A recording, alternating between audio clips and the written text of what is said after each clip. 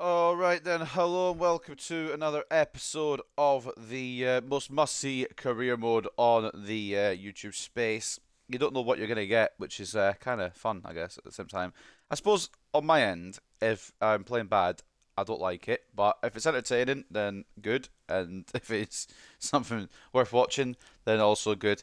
But welcome to another episode of the Hartlepool United Youth Academy Road to Glory career mode then. We are currently episode 8 of series 5, I think it is. It's in the title, so you'll be able to see what it is there. So taking a look then at the results, last episode was a bit of a shock, a bit of a stinker.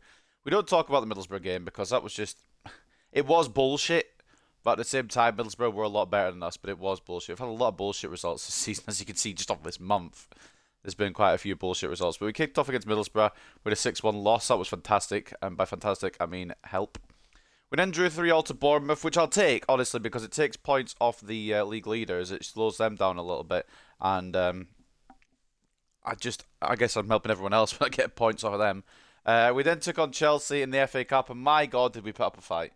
We put up one hell of a fight, but the game decided to give them a penalty that wasn't, and then I'm pretty sure they got a late winner, if I remember correctly. Which is unfortunate there.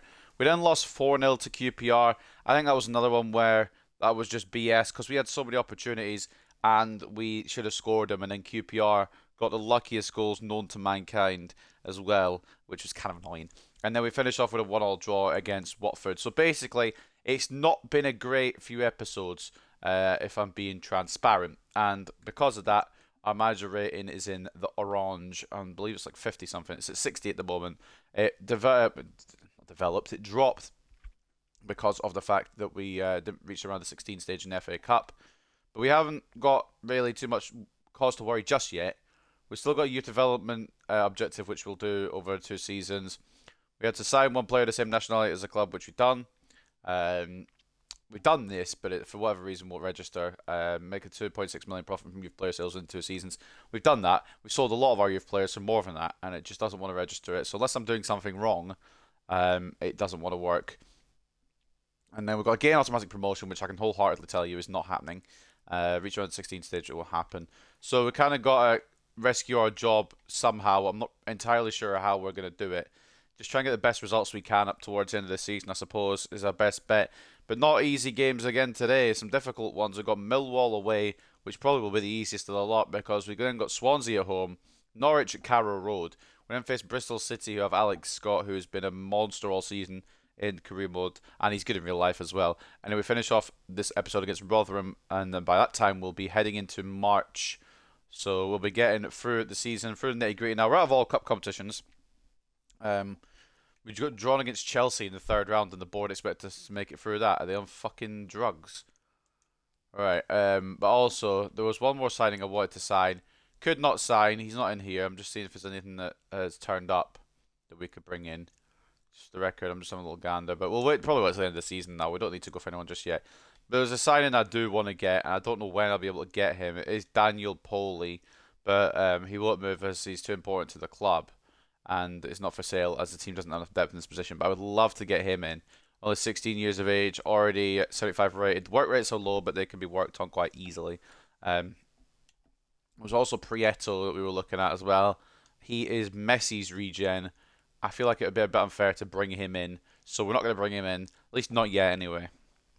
Maybe towards the end of the series, a bit further, depending on how he grows and depending on how we grow as a team here. So that is kind of catch up that you needed. Take a look at the table. We are currently sat in 12th with an absolutely horrific goal difference.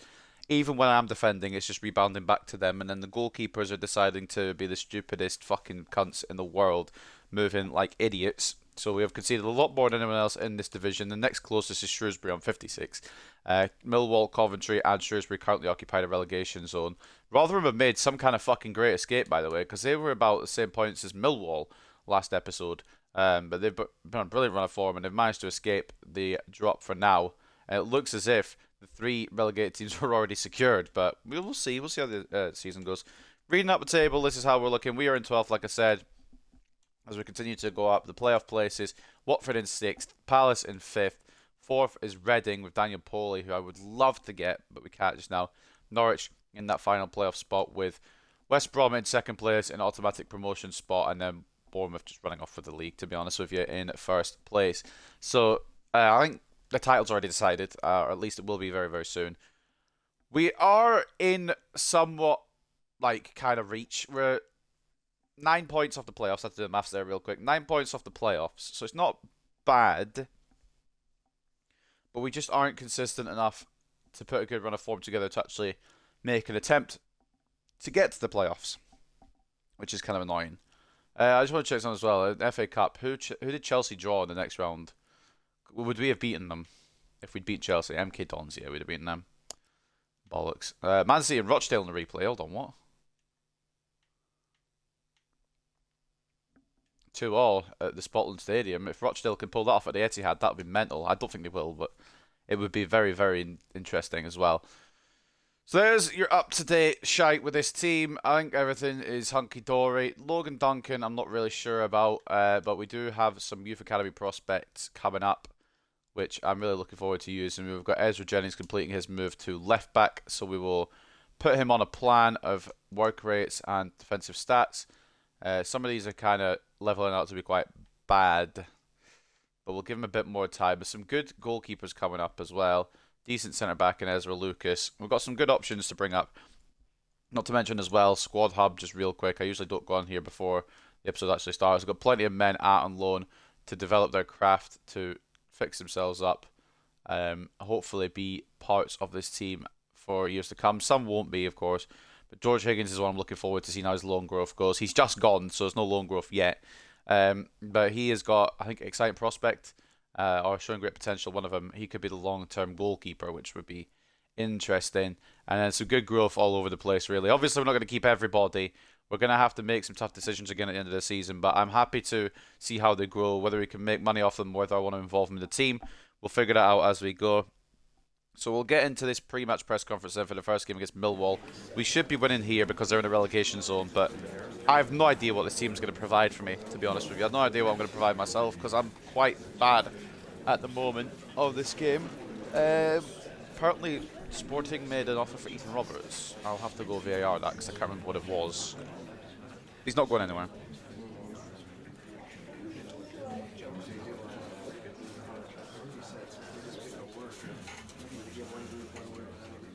We also turned out a bit for Ronnie Hansen. I'll accept one at the end of the season. I'm happy to move Ronnie Hansen on, just not now. Because we need that centre-back depth. We don't really have enough, if I'm being truthful. We'll figure out things next year. I can't just keep putting it off till next year because obviously it's not going to always work out. And Carlos Rodriguez, I was thinking of maybe moving him on at the end of the summer, but I think it's probably better to keep him on and continue to build a team around him, to be personally honest. I mean, we might move him on. I don't know. That can be a community decision, but for now I'm keeping him around. He's the only day oneer we still have left, as in we got him in the first report and he's been here since. So up next then it is going to be Millwall hosting Hartlepool at the Den. We'll take a look at the news stories and we'll get into this. Missed chances caused Hartlepool against Watford. Whistle finishing saw Watford held by Hartlepool United. Marino was presented with the best chance of the game but lacked composure at the vital moment on a frustrating day for Watford fans. Hartlepool still winless. Despite grabbing a point against Watford, fans of Hartlepool still think the team look unlikely to halt their run without a win anytime soon. The team of the week, we didn't get anybody in there, neither did Watford. Decent players in there, to be fair, for the Championship. Chelsea beat Southampton on penalties in the Carabao Cup, I'm presuming. Exciting clash between Millwall and Hartlepool. I don't know if it's really too exciting. But fans of both teams will be eagerly anticipating today's match after the cracking contest last time they met, which saw Millwall come away with narrow 3-2 victory over Hartlepool. So we lost last time, but looking for a bit of revenge then, will we? I'm assuming. I would say yes. And intriguing coming up as Millwall host Hartlepool. Hartlepool United have the upper hand in the league so far this season, but Millwall will be looking to grab the 3 points to close the gap and climb the table. And we've got some rumours that Rodriguez could go for a big fee. The most recent link is Barcelona, which would be one hell of a move. It really depends on what they would have offered. I think they already did offer, actually, come to think of it, but I think I rejected it. Yeah, 101.8 million. That was difficult to reject. I'm going to be straight up transparent. That was so difficult to reject. But we want to keep him at least the end of the season and see what he can do further on. Fran Marino, Baron Jacobs, and Fernando Maresca are the signings we've made this year.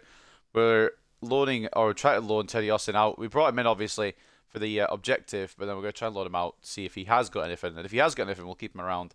If he hasn't got anything, we won't. And Nkosi, I think I've rejected a loan way back in August, but I'd be happy to loan him now. We've got a lot of options, so I think if he isn't on the loan list yet, he will be. And we'll see if we can find one before deadline day. He has also lost his, he's already on the loan list. He has lost his potential tag as well, which is a bit of a shame.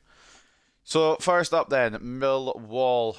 They're in the relegation zone, so realistically, and this game doesn't do realistically, so probably not realistically in the end, but realistically, this should be a dub. Again, we haven't won in ages, and I really don't have a lot of trust in Duncan right now, but I have even less in Jacobs and Rojas, who has already left, so we don't need to worry about Rojas. We're bringing Maresca here just for a bit more, you know, security, I think is probably the word I should use there. Bench Ochoa. I'm going to put my faith in Duncan Wilson, as I have many a time this season. Harry Howell gets the bench. I think that's it. Squad's a lot thinner now that all the reserves, etc., have gone out on loan or gone on permanent transfers, which is good. It's kind of trimmed down the squad a bit. We'll be less on happy faces and we're more focused on trying to get into that playoff position if we can. So that's going to be the team for today, I think. I put Hans on the bench. So we've got this team. Hopefully it will do bits. It should do bits with the ratings, etc. But with me controlling it, it could be a problem. So at the Den then, it is Millwall versus Hartlepool. We've got Duncan in goal, Moffat and Gomez as the full-backs, Galloway and Caceres as the centre-backs, Diop CDM / centre-mid, Maresca centre-mid / Cam, Wilson off the left, Barlow off the right, with Blanchard and Rodriguez in the striking positions. Rodriguez with the captain's armband today. They've got 4-back, so thankfully not 5-back. Which is a bit different as well. We're used to facing 5-back formations. Also, I just want to clarify, this isn't an excuse, but I'm going to try and use it as an excuse anyway. I haven't played actual FIFA since the last episode I did this because I can't stand the gameplay right now. So if I'm bad, it's probably because I'm bad, but also the gameplay maybe at its worst recently.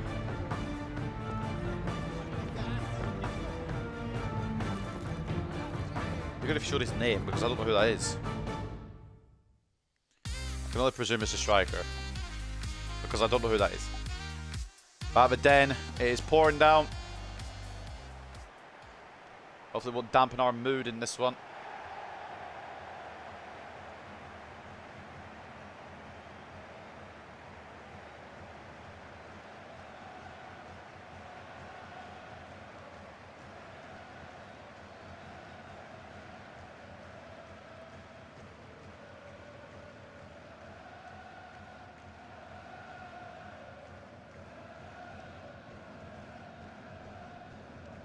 Get ready to go then with this one.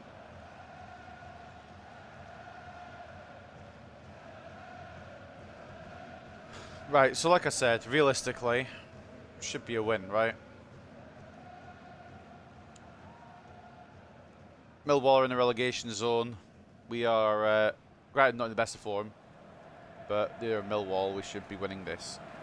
However, we're about as inconsistent as the day is long, so it's not going to be easy. I'm sure Millwall will put up a challenge for us. But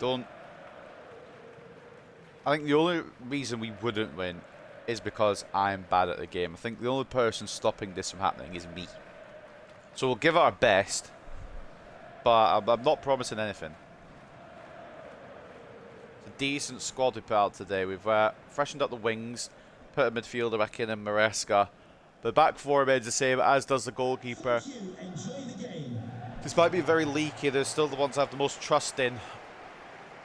And in terms of defensive mistakes, it's usually my mistakes. But in terms of the goalkeeper, I don't trust either Jacobs or Duncan at the moment. But Duncan is just the one I've had long term. So that's why he's getting the starts. Bear with me, I'm just getting something out of my pocket. Right. We'll kick it off then. First game of today's episode. Millwall going to kick it off at the Den. 1-2 through to Bury. Gomez closed it down. It's going to be an early corner. The Lions. Good 1-2 play there from Millwall, but Gomez saw it coming. Still a lot of areas I'd like to strengthen in this team before next year. Because if we do somehow get promotion, we're going to have to do so much more than what I initially was planning. But if we don't get promotion, it makes the job a little bit easier. And we can sort of get the growth from the rest of the team and develop properly for a proper run at getting promoted. Contreras committing here. It's not the smartest idea. He shot straight at Duncan, but he saves it. Good reflexes. I'm hoping the pressure of Contreras there helped in that situation. Moffat into Diop. I'd like to get out to Wilson if we can. We do. Ball to Rodriguez. Back to Wilson. Across the box. Oh, what a play from the boys. And it's Jackson Barlow, the wingers, linking up to make it 1-0. I'm going to be 100% honest with you, and I think you can probably guess what I'm going to say here. That was not meant for him. That was meant to be a short pass to Achille Blanchard to thump away. But, I mean, it's a better pass, to be honest. Jackson Barlow left unmarked in the middle. Awful defending from Millwall, and he's just thumped it. The keeper could do a lot better there, honestly, but it's just absolutely powered in by Jackson Barlow, and there's no way he's stopping that, I think, even with being in hiccups, being in position, because of just the sheer ferocity of the shot. And Jackson Barlow, the exciting prospect, makes it 1-0 here. After Millwall had the initial advantage with the corner, it's now Hartlepool that have the goal. Maresca getting in the way, and it could be a good day here today if we can play well. If we can hold on tight defensively, offensively, we should have a field day. Wilson, Blanchard, Rodriguez. One more across to Maresca. It's a great save, and Maresca tries to follow up, but Truman holds on. That should have been 2. Should have finished that off 100% there. Unlucky not to. Right, don't commit centre-backs like that, because I'm so guilty doing that. Just because of a lack of midfielders I have. Do have the ball back though, thankfully. Moffat to Wilson again, who set up the first goal. Probably got confidence behind that at least. Not really gone for his darting runs yet. Try to play a bit more smart today. I don't know why Blanchard is so far out wide, but that's okay. Moffat's onside. Inside to Diop. One more to Maresca, who's going to try and find the space to take the shot on. It's dragged wide.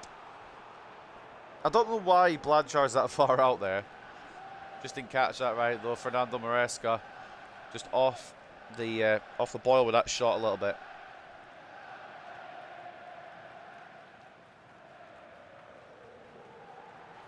Be a goal kick, and quite a simple one for Millwall to get away. Diop tried to win the header. Wilson tried to battle for the ball, but the ball stays in Millwall's possession. Gap through now for a Mankru. Good save by Duncan. That's me committing Contreras like an idiot. See what I mean? Like, I'm not into... The thing is, occasionally I am meaning to commit, but sometimes I'm trying to get to my centre mids rather than my centre backs, and it goes like my centre backs, and I've already got my plan in mind of trying to go in for the ball, and it drags the player out of position just because I don't have many centre mids, which is a detriment to this formation, but it's the way it goes sometimes. I thought Barlow had kind of a connection with that, but he had a connection with that, I'll tell you that much. Fucking hell. It was Elias or Ilias that headed it wide. Duncan out to Contreras. Gomez. Diop. That was from Moffat. Very risky pass to play, actually, to be fair. Contreras should clear that up. Why are we making a fucking fist of this? Making a meal of this clearance. This is going to fucking cost us, isn't it? Great by Moffat. But lucky there.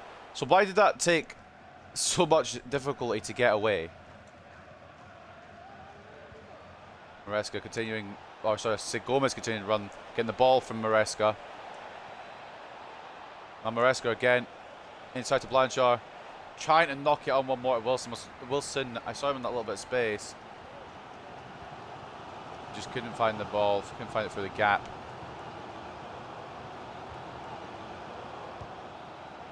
Decent effort, but Duncan always had that watched. And defence was kind of on it quite quickly to try and close it down. Now Wilson, he's going to go for his dart and run now, or is he? Spots Rodriguez. Ball inside to Blanchard. 2-0. This is the Hartlepool that I'm needing. Can we continue this for the rest of the episode? That's my question. All I'm saying is, I know we're going to concede at some point. That's going to bring the mood down a bit. But at the moment, we're looking good. I was considering the running with Wilson, but saw the perfect ball with Rodriguez, who hangs it up in the middle for Achille Blanchard to dispatch into the bottom left-hand corner. It's great play once again from Hartlepool United. Is this the moment where we're like, all right, maybe we can do this. Maybe this is possible. I'd like to think so, but it is FIFA, so I'm not. Couple of chickens before the hatch. Good tackle by Maresca, and Rodriguez has been fouled there. Should be a booking. Billy Mitchell, EastEnders character. So I thought of first, but no, in all seriousness, the Millwall midfielder booked for the challenge here, which you can't really have much argument about. It was meant to be Rodriguez who's just going to play it off to Blanchard, and we'll try and get a quick third, but do I dare try the power shot tactic like we did with Cochrane a few episodes ago, scored that absolute bang? I'm going to say no. I'm going to pass it short, but I'm not going to go for the tactic. I feel like it's a bit tried and tested for one person only. Blanchard, though, blocked away. Wilson won't get there before the Millwall player, and he'll bring it away. It's me committing Galloway like an idiot, and they won't let me switch to Moffat. I mean, Contreras has done the best he can there. That's on me again for committing Galloway. Couldn't switch to Moffat in time, although me committing Galloway, yeah, my fault. Switching to Moffat was more the game's fault. And then Contreras I did put in the way, but it was a good ball through and a good save again from Logan Duncan, who was equal to it. Has been equal to everything so far in this game. Ball in the middle again, and Jesus Christ. I was trying to remember his name, the guy in the middle, the big lad who just headed that. The Genic. But Duncan kind of took me off guard with such a phenomenal save. I'm hoping this is him getting his confidence back. I know he'll concede at some point because it's FIFA, and clean sheets are nigh on impossible. But I'm liking the display so far from Logan Duncan. Defense still a bit shaky, but nothing too serious yet, which is okay. And we're 2 up as well, so no panicking yet from me. Ball in, Moffat, the target. Well, not really a target, but they want to try and head that away. It was Mitchell in the end who got the header off. I don't know if that came off a Hartlepool player on the way through, but it's just past the post from Millwall again. They are coming for us, and I'm wondering how long it'll be till they break the deadlock, because we didn't really have that sorted to clear. I was hoping I could switch to Contreras, but I couldn't. It kept me on Moffat there, which is fine. It did enough of the trick. But I suppose maybe we do need a couple of taller fullback options, perhaps, especially in those situations. Diop inside to Blanchard, Rodriguez. Too many people right now. Diop spots Barlow out wide. Tries to cut in. It's a difficult one, yeah. Too many Millwall men. I was wanting to cut in and take a shot off on my left, but couldn't manage. Too many men there to slow that down. I'm trying to put it through to the striker again. I know they are, but I just don't know how I'm going to stop it. Well, I mean, I don't have to stop it if they're going to shoot like that. Trickles straight through to Duncan. What I've noticed as well, and I'm pretty sure everyone probably does this in FIFA, is you always use the side that's closest to your camera. I didn't. I said I didn't. I did. I did do that. I was trying to fucking pass it off before I lost it, and it didn't work.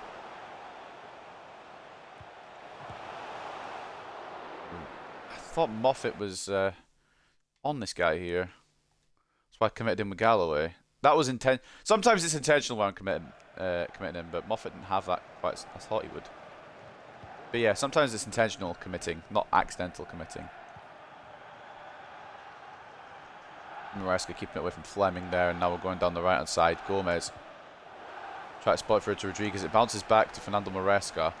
Blanchard. Maresca again. Rodriguez gets caught with a good tackle. Take the corner. We'll take the corner there. 10.5. It'll be a corner to Hartlepool. Will it be a third before the break? We're looking good so far. A bit shaky in defence, but we always do look shaky in defence, so I'm not surprised there.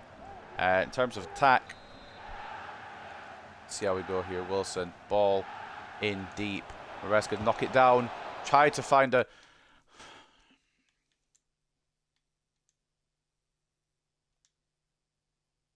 It didn't matter for that particular chance because I missed anyway. I wouldn't have got to it. But why? Why does it always turn time finishing on? It's not a corner anyway, but why is it turn time finishing on? I do not want that on. I'm bad at it. And it could cost us at some point. Duncan's made 7 saves already. He's been on fire for us. Could be more yet to come.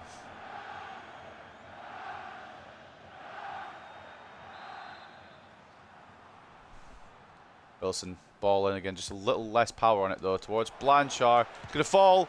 Oh, it's blocked. A foul, I think, by Blanchard now. End that attack and probably end the half. Blanchard getting a little bit excited to try and reach that ball before the... whatchamacallit? The halftime whistle.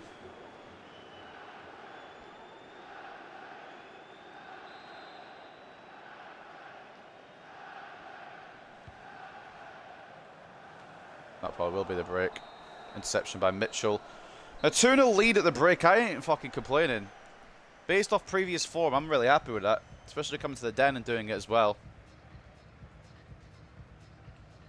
First goal coming from Barlow. Second goal coming from... fuck, who was it? Blanchard. It's on the screen. Fucking hell. Can I read? 2 goals to the good den for Hartlepool at the break. We'll take that, even though maybe we've not been the better team. I don't know. Feels like we've been good in front of goal, but Millwall have been attacking us more than we've been attacking them, if that makes sense. 1-1 between Middlesbrough and Norwich. 0-0 between Sheffield United and Bristol City. 1-1 between Preston and Rotherham. 1-0 to Luton over Reading. 0-0 between Hull and Cardiff. 2 teams around us. If they could drop points, that would help us if we win today. Sunderland drawing 1-1 with Watford. 1-0 to Swansea over Huddersfield. 1-1 between QPR and West Brom. 0-0 between Bournemouth and Wigan at the moment. Bournemouth being held at the Vitality for now. And then Shrewsbury drawing 1-1 with Barnsley. At the den, it is 2-0 Hartlepool. Taking a look at the stats then. 60-38 in terms of possession. They've had 8 more. They've had more shots with 8, I should say, to our 7. But we have more expected goals with 4.4 to their 2.4. We've been more dangerous, even if we haven't been as accurate. I think only a couple of them have been off target. Some of them have been blocked. Yeah, only one's gone off target. I'm a little bit... This probably is nitpicky on me, but I'm a little bit annoyed that blocked counts as off target. But it's the way it is. Or blocked counts as not accurate. I think that should count as on target. If it's blocked and it's going off target, then fair enough. But if it's blocked and it's going on target, it should be under the on target ones. Anyway, second half. It makes my... just because it makes my shot accuracy look way worse. Second half then underway. But then we've had a look at what has happened so far. We've been creatively well today. Defensively a bit struggling again, but Duncan's been its best today so far. It's just about finding a way to keep Millwall away from our net. I've done that too late. Way too late. I'm an idiot. That's on me, Moffat. Sorry, mate. Held it too long. Good run, to be fair. I just fucked up with the pass. Free kick to Millwall off the offside. I want Moffat to retreat a little bit, but we need a quick option to intercept. Contreras wins that all day long. Barlow keeps it in. Gomez is wanting it. Gomez is going to get it as well since nobody's marking him. Maresca into Diop. Blanchard. Rodriguez. Maresca. Barlow. Holding off well right now.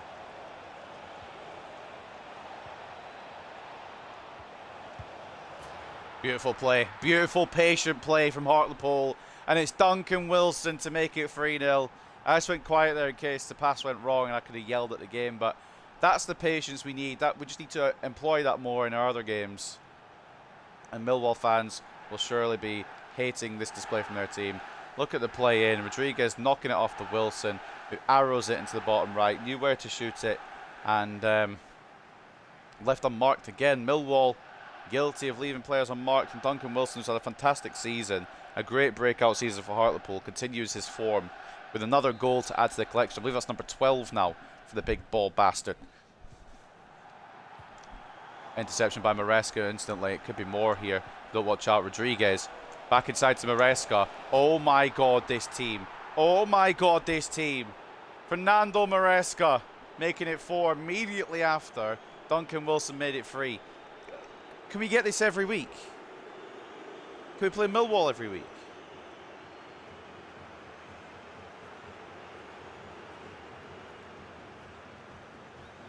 That'd be fantastic if we could do that.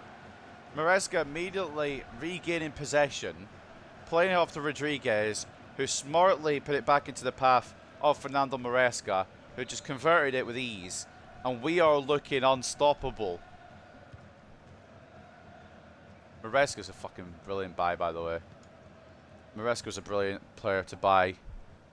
Just fixing up the defence now. And I don't even mean the players in defence, I mean my defensive ability. Good save by Duncan. I was surprised he even shot it from there, but he took me off guard, and he nearly took Duncan off guard as well. Millwall still try to fight back in, get something out of this game. I think the result is gone, but I think pride is on the line here. Rodriguez hasn't scored today, but he's very good at setting them up. Barlow, Maresca. Taking it around there, Barlow. Decent effort. It had Truman scrambling a little bit there.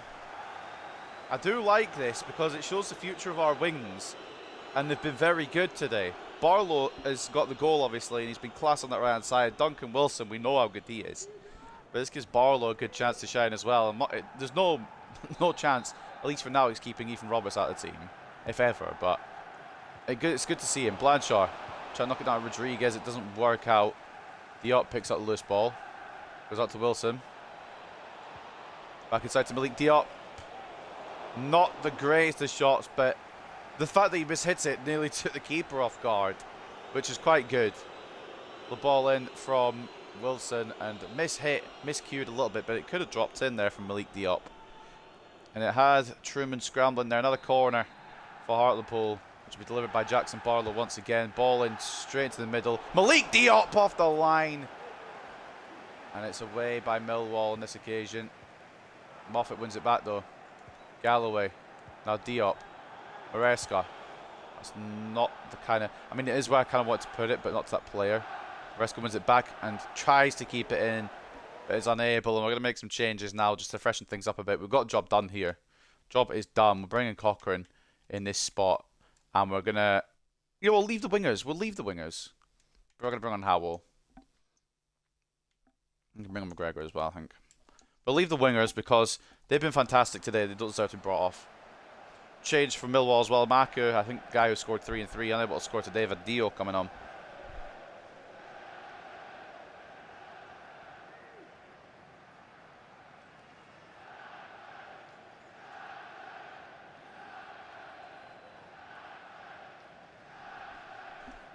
Plenty of changes there for Hartlepool just to freshen it up. I think even if we don't keep the clean sheet, the result is no longer in doubt. I think it's going to be a 3 points here. Ball bounces off McGregor twice, but he does end up getting the ball to Contreras. Ollie McGregor. Barlow gets caught. We throw into Hartlepool.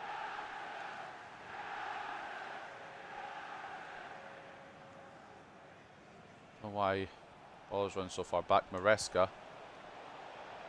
Barlow again. Bit slower than Roberts, so can't do those byline runs. Ball in from McGregor. It's going to fall to Cochrane. Maresca back into Cochrane to make it 5. Good save, Truman. We are cooking with gas, man. We are cooking with a lot of gas. And I don't think it takes a fucking genius to realise that this wasn't a goal from Malik Diop. It was a great header from the Senegalese midfielder, but it's headed off the line quite simply. The ball is in his head, which is fine, but it is definitely not a goal. I don't think it takes a genius to figure that one out. Barlow.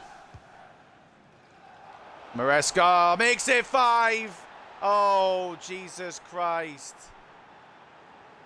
I don't want to, get too hyped because it's Millwall and they're in the relegation zone, but my God, if we look good today. If we look fucking good today, the answer is yes.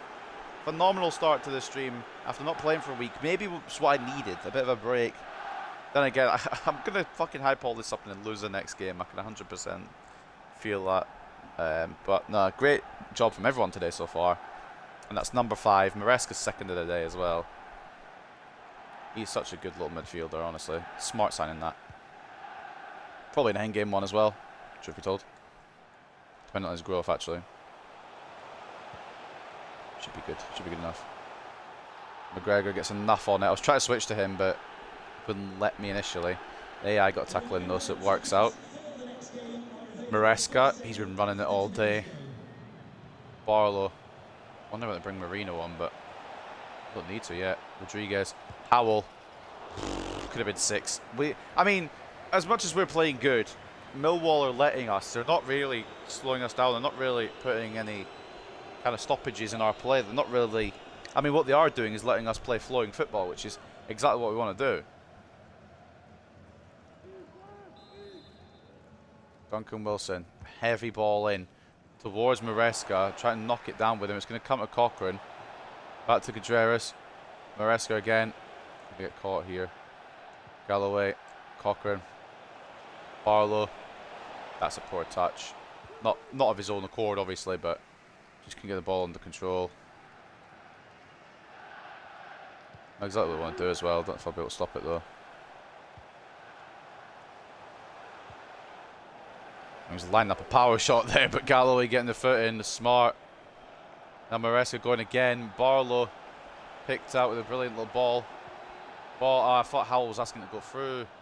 He didn't go through. It's fine, it's fine. Ball across the pitch. Will McNamara reach that? Yes, he will. Plays it inside to Vadillo. Back outside. Blocked by Moffat, and it will go for a Millwall throw here. 7 minutes on the clock. We will win this, obviously. I don't think it takes a genius to realise that they're not going to get 5 more goals, sorry. Great reads by Moffat, and he can play it along the line to Wilson. There's nobody there. Inside to Howell. Back to Maresca. Rodriguez. That's 6, and that's a phenomenal display from us. I can't believe what I'm witnessing with my eyesight. Why can't we do this more often then? I know it's Millwall, and they're in a struggle situation right now, but we are playing so fucking good.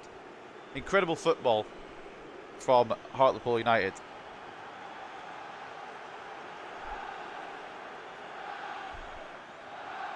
I panicked a bit with Howell there, but I saw Maresca available, and he played it in the path to Rodriguez. And that could be the new fucking duo, Rodriguez and Maresca even, looking fantastic.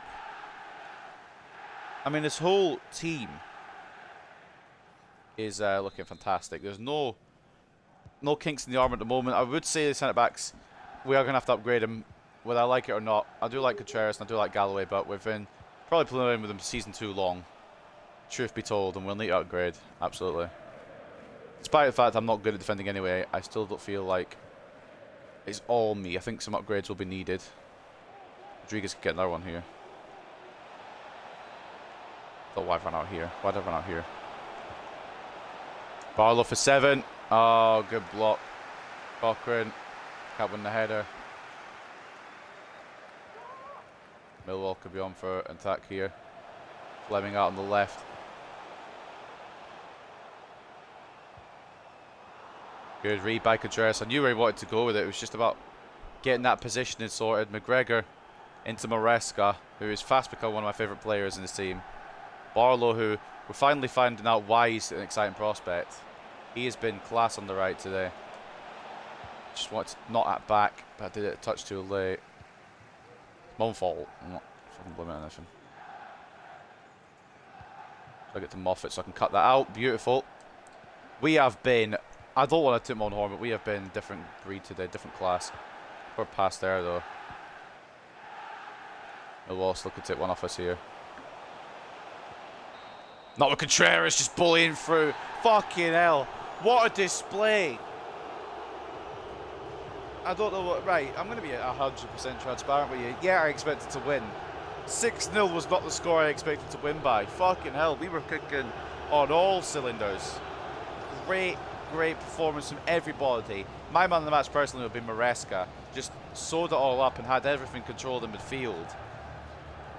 You can give it to anyone. You can give it to Rodriguez. I think he had 3 or 4 assists. You can give it to Blanchard. You can give it to Barlow. You can give it to Wilson. Everybody was good today.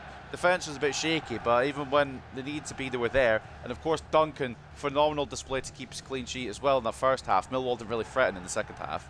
So I could give it to anyone, but I would be personally giving it to Fernando Maresca on that particular occasion. So taking a look at the stats then in this one, 64-36 turns possession, 17 shots to 9, 8.3 expected goals to 2.5 for Hartlepool. I've not seen stats like that. I've got to screenshot these. I've not seen stats like that in the wild. That is dominance. That's pure, utter dominance from us. And I'd like to see us exhibit that more against some of the bigger teams. Maresca with a 9.9. He's got to be. He is the man of the match for us.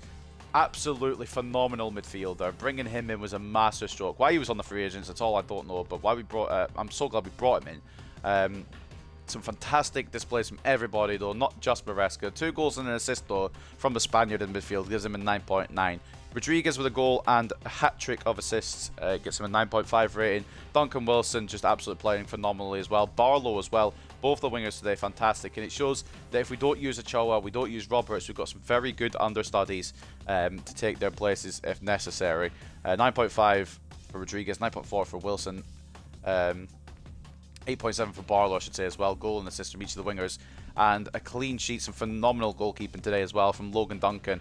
Plenty of things to do. It's not like it was a 6-0 where we just ran all over them. First half, they were threatening a lot. It's just they folded, I should say, in the second half. 8 shots on target, 8 saves, and no goals conceded. That's what I like to see from my goalkeeper.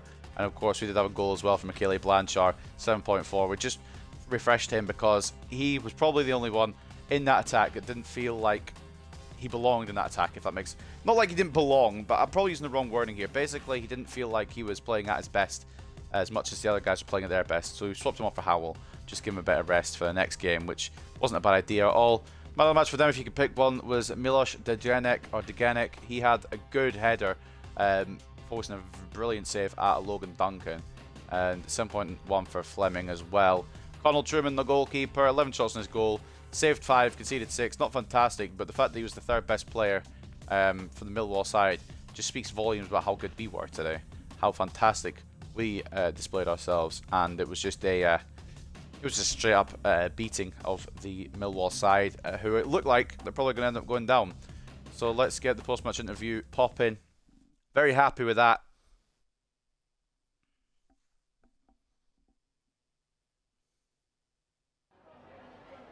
Absolutely ecstatic. Fantastic. 6 for Hartlepool, none for Millwall.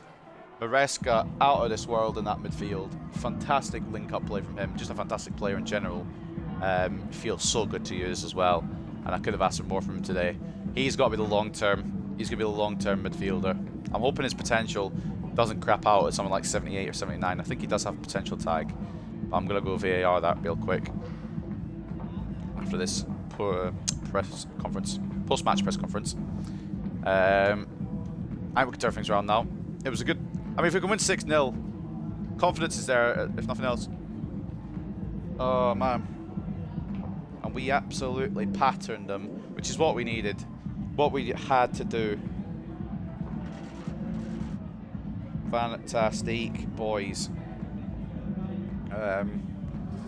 Dominated the game. Plain and simple. First half, Millwall really put us to the sword a little bit. We did nick 2 goals off of them with some good play. But then that second half, it just collapsed between the 3rd and 4th goal. We scored the 3rd, obviously, and then straight after we scored the 4th. And it was just at that point I realised, yeah, fair enough. We're gonna be able to get a few more here, to be honest with you. So deadline day, we've got Nicolo Ravello going to Man United. Good signing. Kiergaard going to Rennes. Nunez going to Marseille. We've got Teddy Austin loan agreement from Bournemouth. We're going to allow him to go there till the end of the season. Financial report, we've managed to do that. So hopefully that will help us in terms of our manager rating. It hasn't yet gone up, but maybe it will. Guerri away from Spurs. Just kind of looking at some big ones on the side there. Isak's moved to Atletico. Teddy Austin's loan deal's gone through. Saw a couple of links to some of our players there. I think Rodriguez to Leicester is one of the links. We ain't going to be accepting it. End of the season, maybe we'll start considering some offers. If it's a huge enough offer, we may cash in and build the rest of the squad. But it would have to be a phenomenal offer. Like one I can't turn down. Because I could probably not turn down offers now, but I am doing. Leicester coming with 102 million. I'm going to turn it down for now, like I said. But Rodriguez has got such a potential ceiling that I'd be wanting. I think even by the end of the season, I'd be wanting 150 minimum. I wouldn't spend it all, just for the record. That's if I was to sell him. Julian Perez, a striker we were looking at, is now being linked to Valencia. And if we do end up having to sell Rodriguez, I know whose replacement's going to be. If I can get him, it will be Daniel Poli from Reading. Eze's come back from the French league to join Leeds of all teams. Why would you leave France to join bloody Leeds? Like, no offense to Leeds, but I don't like Leeds. Jonathan Tah's gone to Real Madrid. We've got a Rafa Contreras transfer offer. Now, come back to me in the summer and we'll discuss this further, Benfica. But for now, we're going to decline it. A, because it's so close to the end of the window, we don't really have time to find a replacement. And B, I'd like to just keep him around till the end of the season. Julian Brandt's gone to Bayern. Oh, God. Verratti off to Roma. And that's the end of deadline day. We didn't need to make any more moves, so we kind of just sit with this squad now up until the end. No point looking at the news yet. I might as well sum up to the next game, see if there's anything extra. Tomlinson transfer offer. I might actually cash in on him. I think we will do, and we'll let that go through at the end of the year. We're going to try and get more money out of him first. We're not going to just let him go for that. We're going to go for... We'll try 1.8. Probably won't accept it. We can bring it down a bit. 1.2 is the best they can offer. I'm pretty sure you can offer a bit more, lads. I think 1.2 is kind of short. Yeah, exactly. That's what I'm saying. 1.2 is kind of selling me short a little bit there. And then Maguire, this would have been a perfect one to have if the fucking window hadn't just closed. So he can go to Cremonese in next year. Next season. But that's fucking annoying. Why'd he come through in February, man? It's the most irritating thing. Right, well, I mean, the confidence is high after that one. I think we're in positive goal difference as well, which is beautiful. Don't know how long that'll last. But that is a phenomenal win to open the episode. And with deadline day close now, we've got to stick with this squad up until the end, which I'm not opposed to, honestly. Some good growth from this squad. I think Diop's got up another rating. Ochoa, I think, has got up another. I just wanted to check as well. What's Maresca's... I think he's got showing great, if I remember correctly, yeah. So hopefully it'll be the top end of 80, like 80 to 85 kind of, that kind of bracket. Maybe he'll even get better potential. I don't know yet. Gomez has gone up to 75 as well. Still got room to grow, which I'd love to see. We'll just keep working on, what do I want to keep working on with him? We'll work on some passing stats, to be honest. If he's going to push up like he likes to do, might as well have some passing going on. And then Moffat as well. He's hit his peak for his speed. Wide back will work on some passing, etc. for him as well. And that will come good, hopefully. I don't know how long it is before Duncan hits 76. I don't think it really matters. 5 weeks. We'll get a bit more out of him yet. And in terms of loans, I'm guessing Higgins won't grow in yet because he's just gone. But I'm hoping he'll come back as a bit of a weapon. I'm thinking he'll be the long-term replacement for Logan Duncan. We'll just see, though, how that goes. It might not pan out like that, but I'm hoping it does. We'll save over, definitely, because, my God, I'm not losing a 6-0. See how much stuff I'm doing off-screen, just because I'm bored. But none of those are actual gameplay saves. They're all sim saves, because... the gameplay saves annoy me sometimes. Right, up next then. Swansea. Which will not be easy at all. I don't know what their last result was. But I'm presuming they won't be a pushover like Millwall just were. I don't know why I'm checking their last result because it doesn't really matter too much. But I am going to check the last result to see what they're coming off of. Is that a 1-1 draw with Huddersfield? Okay, and we just battered Millwall. They're now down into 23rd. And the goal difference is not looking fantastic. Okay, right, and then up the top end, I'm assuming Bournemouth ended up winning again. Yeah, of course they did. What was the score in that one? 2-1 in the end to Bournemouth. Norwich takes second spot, though, with West Brom, Watford, Reading and Palace in the top 6. We're now only 7 points off of a playoff spot. It's the dream's still on. It's just the consistency is going to have to be better. Still 60 rated despite doing that brand exposure one. And we've done the financial one, but it won't mark it off for whatever reason. It's fine. So up next then, Swansea. Maresca nets brace as Hartlepool grab win over Millwall. Maresca got his name on the score sheet for Hartlepool United in their 6-0 win against Millwall. Fernando Maresca back in position and back to his best. I mean, he wasn't playing badly. He'd not really had a chance up until now. Looking for a better balance across his Hartlepool United team, Shabalala has been experimenting with Maresca in several unfamiliar positions. Back in the team at midfielder, though, the players look back to his best. Will his manager perhaps leave him playing where he's most comfortable from now on? I don't think we actually played him out of that position. And in the team of the week, we've got a few players in there. Rafa Contreras of Hartlepool, Duncan Wilson, and Fernando Maresca. You can't really give it to anyone else. I thought it might come with Maresca there, but it didn't. Team spirit slumps at Hartlepool? I don't think it did. Okay. Reports coming out of Hartlepool United suggest that the manager has got an unhappy dressing room on his hands. Senior players are said to be unhappy about the lack of direction around the club and want to see changes made. The club captain is rumoured to be working hard as a go-between. He's trying to get the manager to take the squad's frustration seriously and find a way to lift morale. I'm trying, alright? We've come off the back of back-to-back title wins in the leagues. Or back-to-back promotions, I should say. Maybe it was title. Was it League 1 title we won? But back-to-back promotions at the very least, and we're surviving well in the Championship. I don't know what the problem is.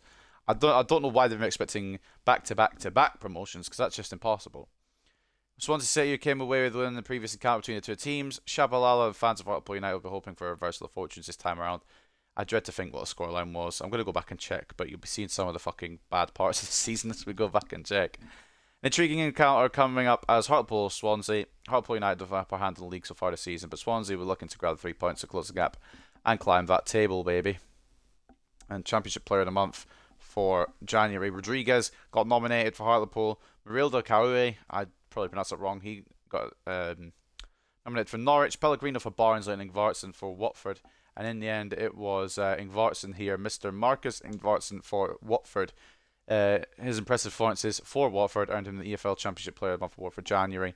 And then we've got Rotherham and Sheffield happening as well. That's going to be a feisty one. And at the end of the episode, we've obviously seen some of the deals as well. Julian Brandt off to Bayern, Marco Verratti off to Roma, and Spezia for whatever reason getting Klosterman. You can see some of the deals here, but we'll look at the biggest ones of January and the biggest ones of, well, I guess our business as well at the end of the episode. So up next then, it will be Hartlepool versus Swansea. We're going to have to rotate a little bit, maybe. Are we actually? Might not have to.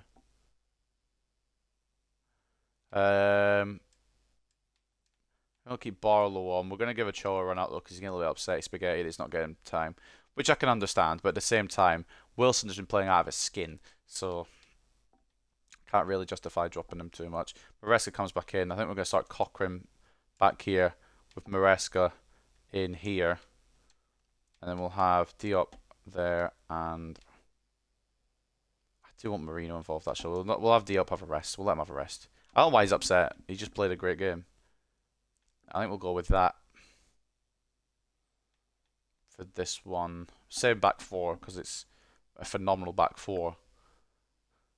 I'm going to risk McGregor actually to start, and then this is the rest of the team. That's going to be how we line up, I think, because we need to be semi-strong for this Swansea game, but we need to obviously not be too strong and not leave ourselves kind of high and dry as well at the same time. I guess it's going to be a mix today because they've got a 5-back for fuck's sake.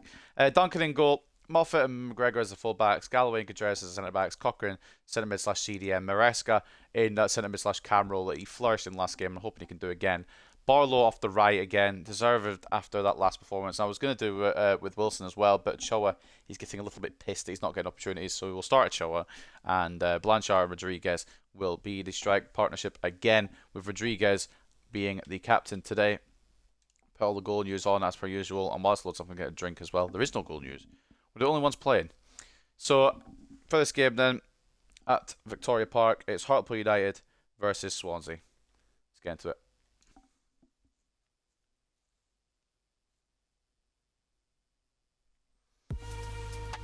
I mean, coming off a 6-0 win, can we really improve on that? We can, but will we, is my question, I guess. Probably more accurate to say will we rather than can we. I know we can, but we're going to. So I'd very much like to, but I won't be surprised if we don't. This ain't going to be in a 6-0. So I'm that clear.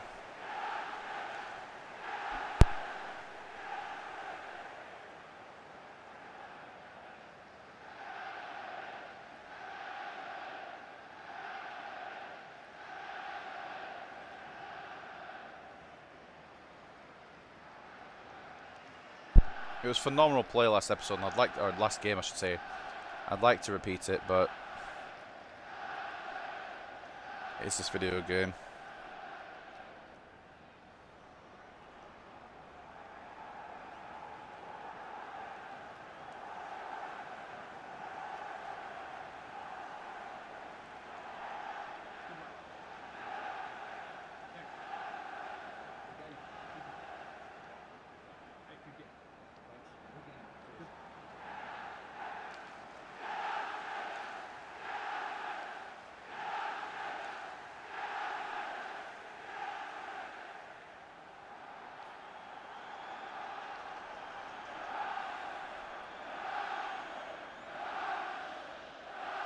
United chants ringing around Victoria Park. But will it be a United display like it was last game? I bloody hope so, but we seem to have our bugbears, we seem to have our troubles at home more than we do on the road, which is weird. Because you'd think we'd be better at home, but we aren't. We seem to be better away on the road. For whatever reason. Anyway, let's get into it. My phone's bugging out. Bear with me, guys. My phone's bugging out. Sorry, I didn't want to pause so early. Make sure the stream's running okay. Right, sweet. Sorry about that. We go. We'll try and get back-to-back wins for the first time since the end of December.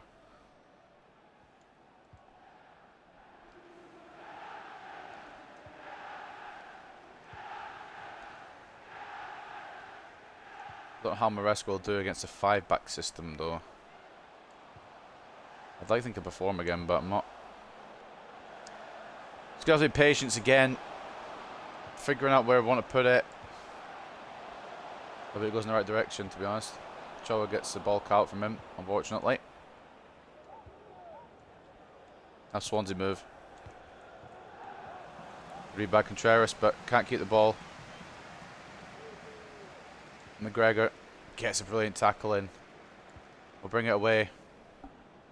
I don't know what the complaint was about Palace. They're in the playoff place, I think. But yeah, if you're Crystal Palace, you'd be challenging for the title. Although Bournemouth look fucking stacked, so I don't understand why nobody else but Bournemouth is going to win the league this year. Unless you have a massive collapse, Castellanos gets injured, etc. But I think they still would probably have done enough now to be considered very heavy favourites to win the championship title. We ain't going to win it. I'd be happy if we just got playoffs this year. I know the board wants us to get autos, but I'd be happy if we just got playoffs. Maresca, Blanchard, roll that past. Off the post, you kidding me? Oh, you kidding me? Off the post and off the line. You got to be joking. I just tried to slide it past into that corner and it's come off the post from Michele Blanchard. That's so unlucky. Moffat, good challenge. Contreras picks up the ball from that tackle. Fuck's sake. I thought we had the lead there. Blanchard to Rodriguez. Too many players around him. I was trying to find a route to Maresca, but couldn't. McGregor. Good challenging from him. I still wish he has potential tag, and I think he still will be a very good player, but I don't know what to do about the right back situation. That 7-month injury's really cost him. Moffat to Ochoa.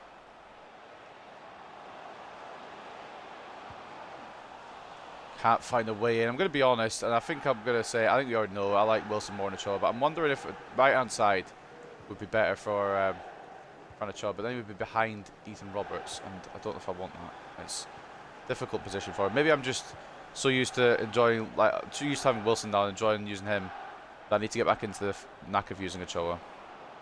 Ball over is going to be blocked by McGregor. Contreras, not a great ball-playing defender. Does alright there, though. Barlow. Gomez makes McGregor makes an overlapping run. If he does, Rodriguez going to try to take it inside, gets caught. This 5-back's going to be awful to break down.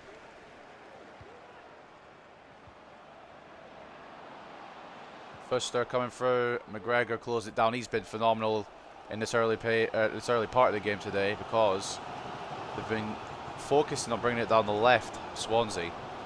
And every time they tried, McGregor has been equal to it. It's a good ball through to Barlow. Try to run all the way in. Doesn't quite have the Wilson techers when it comes to running in, but it's alright. We learn, we move. I've moved Contreras forward like an idiot. It's fine. For now. Great tackle by Contreras in the end. Comes back and does his defensive duty. Launches out the pitch. It might not be, in fact it won't be in our possession, but it's away, and that's all that matters to me at the moment.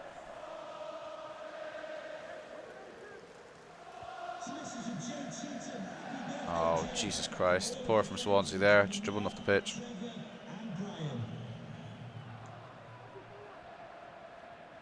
Cochrane. Maresca. Don't know about that. It's going to be a booking. Maresca's not able to be as free as he was against Millwall, unfortunately. He's still been a good presence in that midfield. Jesus Christ. Definitely a booking there.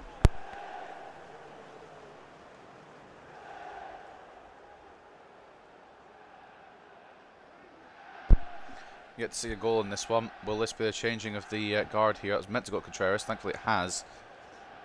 Maresca. Blanchard. It's so hard to try and find a shot here because he's just so strong in defence. Pressing me like nobody's business. Cochrane. Rodriguez. Try to find that space, man. Blanchard's all the way out here. I don't really know why. Moreno, I suppose. Cochrane. Yeah, no, it's fucking impossible to break through right now. There's all 9 of them back and only 1 striker at the moment. Once it's a bit more open, we can maybe find a way through it. It's from that free kick. It's just because there's so many options blocking. Great play by Swansea. And right. We're going to have to address this bullshit with the game because that's stupid. McGregor Duncan should be holding on to that, and I want to know why he hasn't. There's no need for the goalkeeper to be doing that.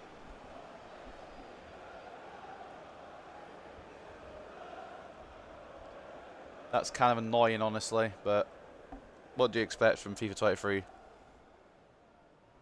don't know why Duncan hasn't just held on to it. I'm so confused. Morgan Whittaker opening the scoring for Swansea then here at Victoria Park. We seem to have a home curse, honestly. I need to watch this back and see why more than anything, why Duncan's done this. What is it? What's the... So the shot from number 14. It's at Duncan, obviously. Yeah, we got that part. That's hold. I think he can hold that.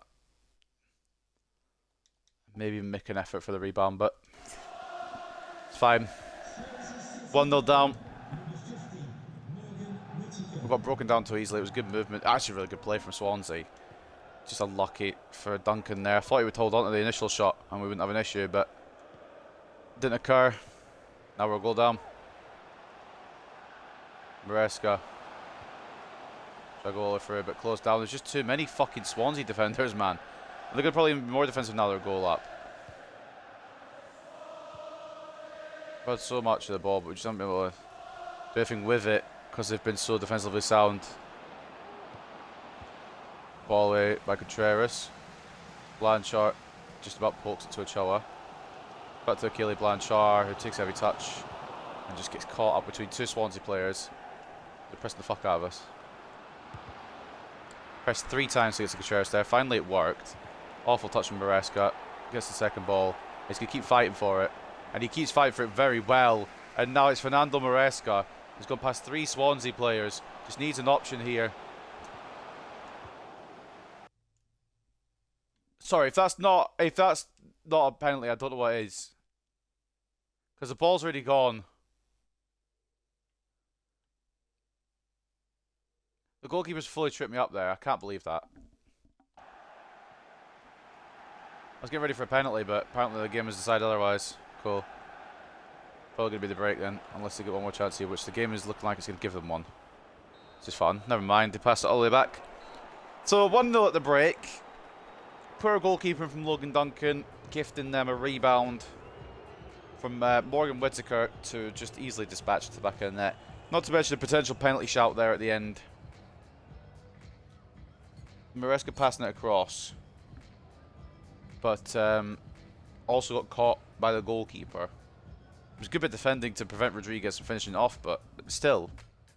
Maybe I'm just being over-exaggerating and reactionary. None of the other games are happening at the moment, but it's Shrewsbury versus Middlesbrough, Barnsley versus Bournemouth, Wigan versus QPR, West Brom versus Millwall, Huddersfield versus Sunderland, Crystal Palace versus Hull, Cardiff versus Luton, Reading versus Preston, Rotherham versus Sheffield United, and Bristol City versus Norwich on the deck. So taking a look at the stats then, we just haven't been able to break through. It's not that we haven't been able to do anything. We pass around perfectly. We've been doing really well with the passing. It's just getting through that gap and finding an opportunity has not been possible.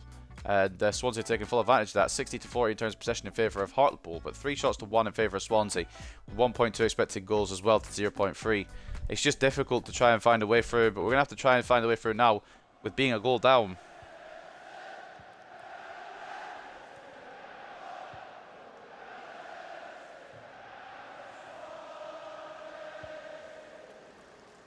Galloway should close that down. Does. And gets away from Whittaker, the goal scorer. Moffat to Ochoa. Ball inside to Rodriguez. Blanchard's way offside now. Can stop his running time. Cochrane. Rodriguez. Maresca. Try to turn and play the ball back through, but it's defended well again. We're going to be struggling with that a lot today. We already have been. I think it'll continue to be a theme. Don't know why Contreras is doing what he was doing there. Duncan saves us. I don't know why Contreras decided to start committing out there when I wasn't controlling him, but that's okay. Corner to Swansea.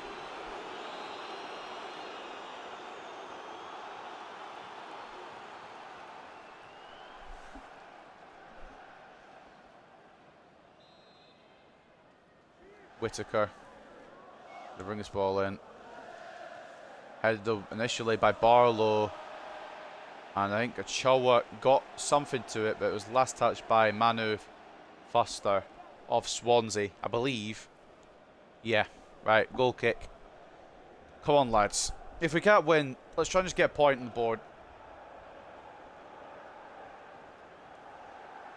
Nicolo Ravella to United's a great move, honestly. Mainly because it's to United. Great interception by Ochoa. I don't want to, like, scapegoat Ochoa just because Wilson's been doing so good, but I just do prefer Wilson on that side at the moment. And maybe make that change. Ochoa. Blanchard. Maresca. Finds a way through.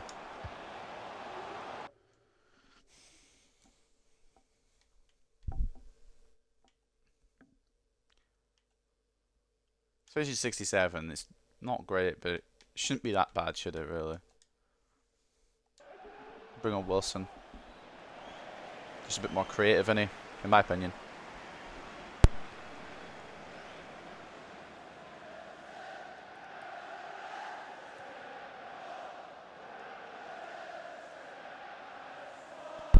I'm not by any means trying to shut Fran Ochoa out the squad.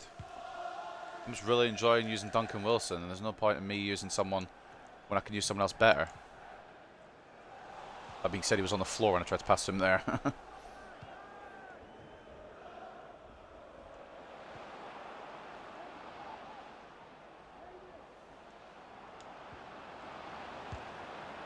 I've tried to get Contreras across. Good save again by Duncan. Artero for Cotterill. First change of the day for the Swans. They are a goal up. Maybe just try to hold on to that goal. I think they realistically, I can't speak, realistically need a second because we could just hit from nowhere. Just try to break down that fucking defence is like, try to break down a wall with your bare hands. It's not easy.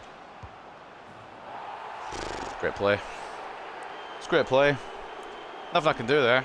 Just really good play. This is what I mean. The come down after a 6-0 win is pain.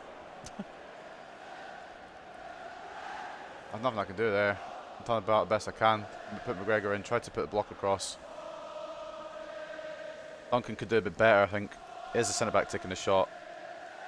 Yeah, Duncan could have done a bit better there, but it's still good play from Swansea.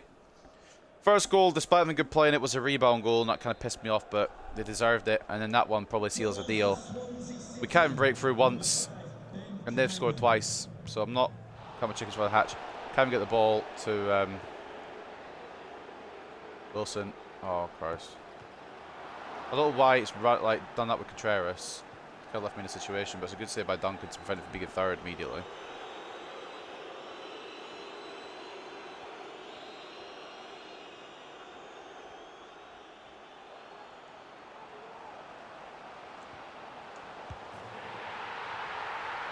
There's no reason why I shouldn't be starting Duncan Wilson here, honestly.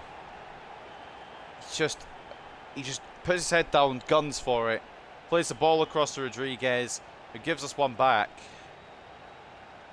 He's just a phenomenal player.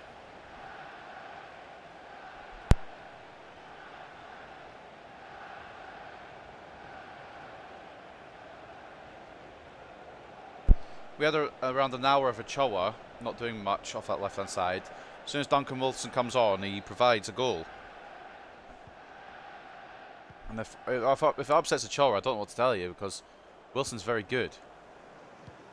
I didn't really plan on replacing Ochoa, but I think plans change. I think maybe we're not going to obviously replace him. He's still going to be definitely part of the squad. It's just I'm enjoying using Wilson too much now. Shot, not really going to trouble Duncan, but he holds on to it anyway. 20 minutes to find an equaliser. Potentially even a winner if we do it quick enough.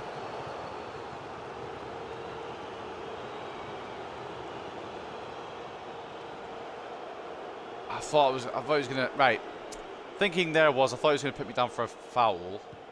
And when he didn't, I tried to just knock it across to anybody. I didn't have enough time to... Obviously, and then right, it's not going to work every time. This is the thing. I need to not think that's going to work every time. Otherwise, I'll just try every time. Just could work once. Left the defence way open here, but Moffat very good. And tackle from Whitaker will give us a throw. Don't know if we want to make any more changes. I'm going to bring off Maresca, I think, from Marino. Maresca's had a decent showing again today. His passing's good. It's just I haven't been able to free him, to be honest, really, in this one. As much as we could in the last one. There's a change from Swansea as well. I don't know who it is. Didn't read it. But Marino for Maresca sounds like a smart move at the moment, especially if we're hunting for a goal. Something a bit more attacking. With an eye for goal coming on. Lombardi for Latibaudier. Look, try to deal with Duncan Wilson. Which, to be fair, he has initially.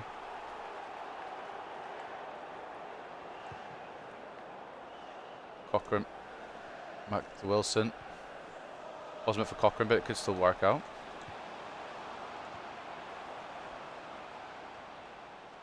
Just too many fucking cunts, man.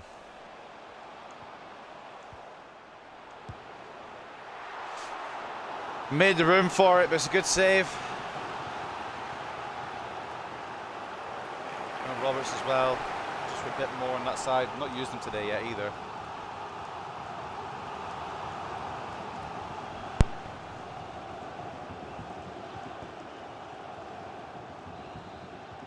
Right, corner from not Roberts because I'd rather an outswinger on this side.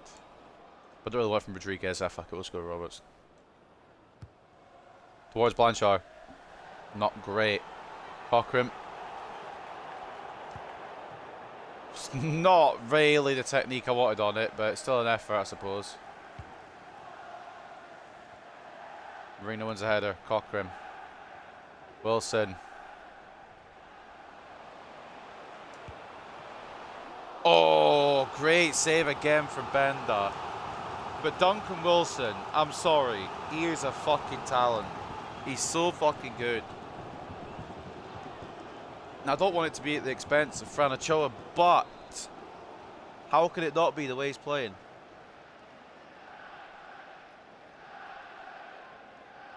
Ball in again from Roberts towards Blanchard. It's away again. Cochrane can't win the header. From Marina's going to have a race with Beta to get there, which he'll lose. Could be a counter for Swansea if we're not careful. Contreras should get enough to it to get back to Duncan. And we'll probably go again here. We've got minutes to go going into this matchup. Roberts. It's not the touch he wanted. Good tackle Cabango, but it'll be a throw into Hartlepool. Oh, you're too close, really. Good option there, Cochrane. I mean, look what can I do here?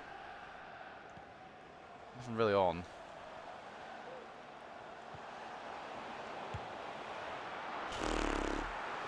Had to turn, put up my weak foot, which is why it probably didn't go in. It's a good save. It's not like we haven't tried to get back into this one. It's just, I feel like partly we should never really been out of it, but when we did go out of it, we should have been back into it in the first half. And when they scored the second, we should have really taken notice a bit sooner. But we are trying to push something out of this, trying to push a point out of this. Duncan Wilson, ball in towards Blanchard. It's not going to be won by him. Cochrane, Galloway. Can't get the fucking ball in. And Hartlepool fans trying for a penalty, and I would honestly take it at this point, but it wasn't one, obviously. That's why they got the ball, but, you know. So, Cochrane, good read. Rodriguez. What on fucking planet Earth, man? It's not the... Well, obviously it was the pass I did, but it's not the power I intended to have on it. Good tackle by Contreras, not going to get the ball.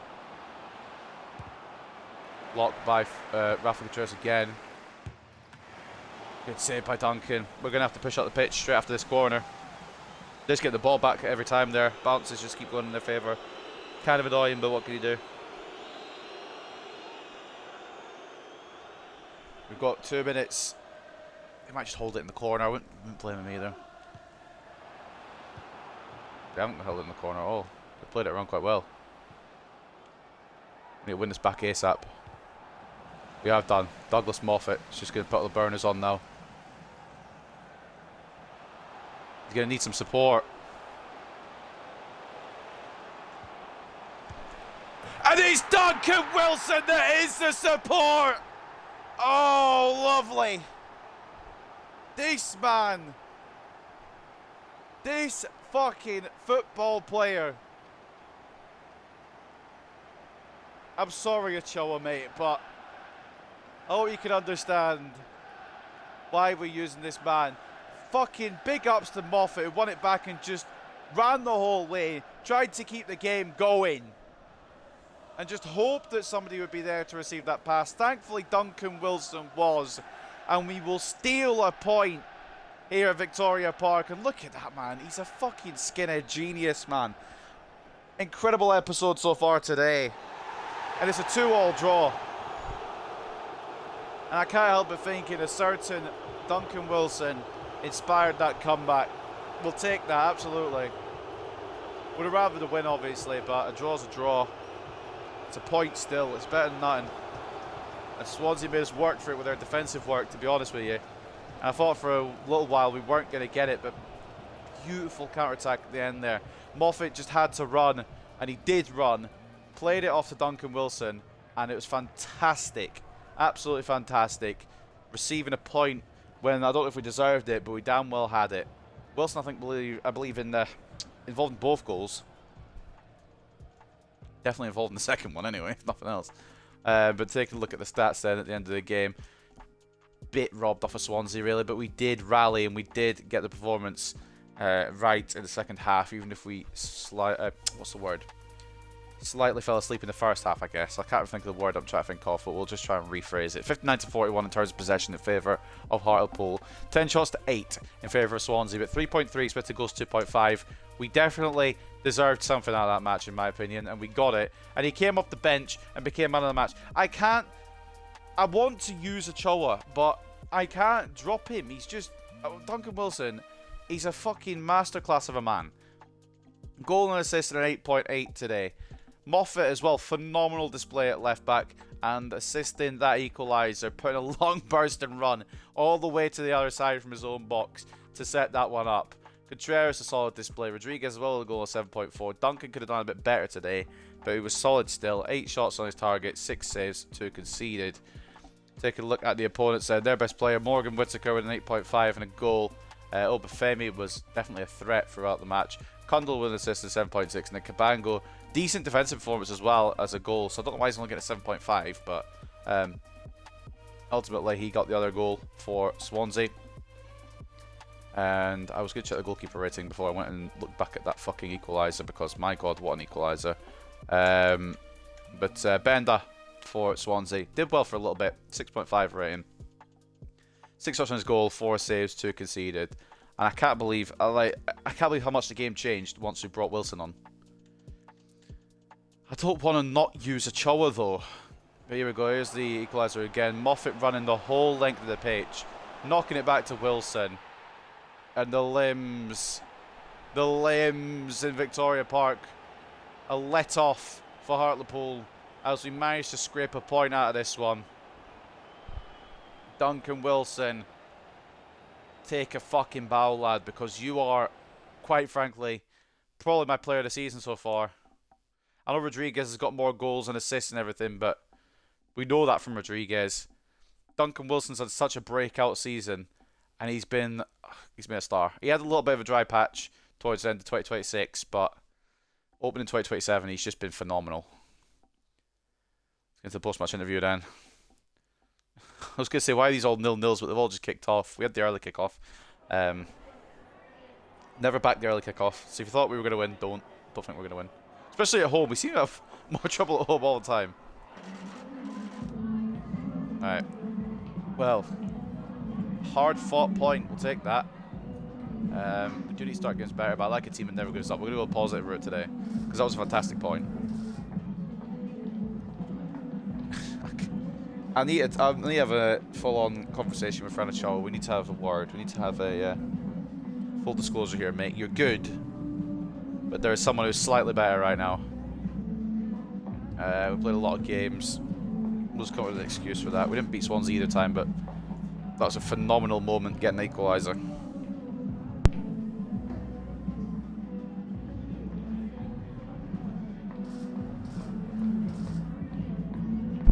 There's nothing like a limbs goal, whether it be an equaliser or whether it be a winner. There's nothing like a limbs goal at all. It just hits different, especially in front of your own fans. And especially with a player that I know is going to be a star. Mate, I don't understand how he's so good, how he's so much better than Fran Ochoa. But I'm also very happy about it too. Rodriguez wants the situation to change, and Moffat's very happy. And to be honest, he's been one of the best players this season, one of the most underrated. At fullback, he has been phenomenal. I want him to be an endgame player, but A, I don't know how long his potential will go to, and B, we still have the looming possibility that Aidan Sutherland makes a sensational return to the club when we hit our peak as well. So we'll take a look at this youth squad monthly report, see if there's anything we can pick out of it to put into the team. Harrison Parkinson, overall 42 to 58, potential 65 to 89. He looks alright, but we're going to decline. Zachary Jacobs, overall 46 to 62, potential 72 to 94. I think he comes in just because of what he could offer. I know I should really offer it, not offer it, but sort it by value, but at the same time, I feel like personal preference as well needs to come into effect with some of these scout reports. Harrison Frost, good name, not good player though. Overall 44 to 60, potential 50 to 68. Luke Matthews, overall 46 to 62, potential 72 to 94. Decent potential. Yeah, we'll take a punt on him. Jonathan Turner, overall 40 to 54, potential 53 to 71. We're going to decline. And then Leon Steele, overall 50 to 68, potential 69 to 93. We'll also take a punt on and see how he develops. I'm still in shock that we've actually got I know rating isn't everything, but we've actually got someone better than Fran Ochoa. Do we want to stick with, he could be a striker. Should we train him? Well, might as well. Why not? I know he's only 5'9", but might as well. See what it could become. Leon Steele's definitely a winger, though. Working is inverted. Obviously, every winger comes inverted to this club. And then Mr. Luke Matthews is probably a cam. Anyway, we could drop him back to centre mid and he won't cry. No. Okay. We'll just put a plan on him there. I didn't mean to back out like that. Be a long-term project, though, which is fine. This whole thing's a bloody long-term project. Did the rating go down? It went down 2, even though he drew. Fair enough. It's like, you know, be mean, but it's alright, I suppose. We shouldn't get sacked, I don't think. But it could be a close run thing. Anyway, taking a look then at the news. In fact, actually, before we take a look at the news, let's just advance to the next game. Jake Tomlinson will leave on a permanent basis at the end of the season. Casapia have come in for him, and we've said yes to him. Probably have better options next year that we can use.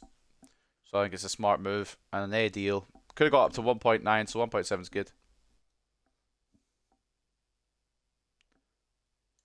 We've also got an inbox message. I'm just guessing guessing it'll tell me, yeah. Tomlinson's gone. Excuse me, hiccups. Right. Up next, Norwich. Right, boys. This is a real test. We had some tests today against... Well, a test today against Swansea. Millwall wasn't really a test.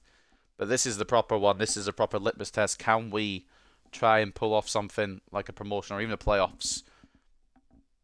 We'll see, I suppose. But taking a look then at the news. Point of peace for Hartlepool and Swansea. Hartlepool United and Swansea City had to settle for a draw in the league encounter. Neither team was happy about dropping 2 points, but neither had the cutting edge to break through and claim victory. Swansea denied by a late Wilson equaliser. Swansea City were denied victory by Wilson's dramatic equaliser, which helped Hartlepool to a 2-2 draw. This week's top 11. No Wilson in there, surprisingly. I thought he might make it in there with some of his antics against Swansea, but not to be. Although Douglas Moffat does make it in. I didn't even see him there first. He is obviously left back in the team of the week. And you need to remind me of this, man. What was the fucking point? Why did I... Oh, mate, why did I go again? Shabalala will be keen to wipe away the memory of defeat for Hartlepool United after an 8-1 loss at the hands of Norwich in a previous encounter. You don't need to tell me that, alright? It's a battle between two of the clubs in the pursuing pack as Norwich City host Hartlepool United in the league. 3 points look vital to both as they attempt to close the gap on the teams above them at the top of the table. Hartlepool United know that only a win will be enough. Will do for them as they play catch up. Norwich City, meanwhile, know that a point would be a bad result, but they'll be chasing victory nevertheless, which we'll be seeing a positive open game of football. Hartlepool's selection delights Moffat. Well, no surprise, he's one of the fucking best players in there. Hartlepool United have a happy player on their hands, Douglas Moffat. The left back is very satisfied with how much playing time he's getting, so he can't imagine wanting to play anywhere else. Yes, it's true that I'm enjoying my football at Hartlepool United and have a good relationship with Shabalala. He seems to recognise the value to his team, and I'll do my best to try to repay that trust with good performances to help us move forward. Sweet, sweet, sweet. Now, that also means we can't drop 8 against Norwich again, to be honest with you.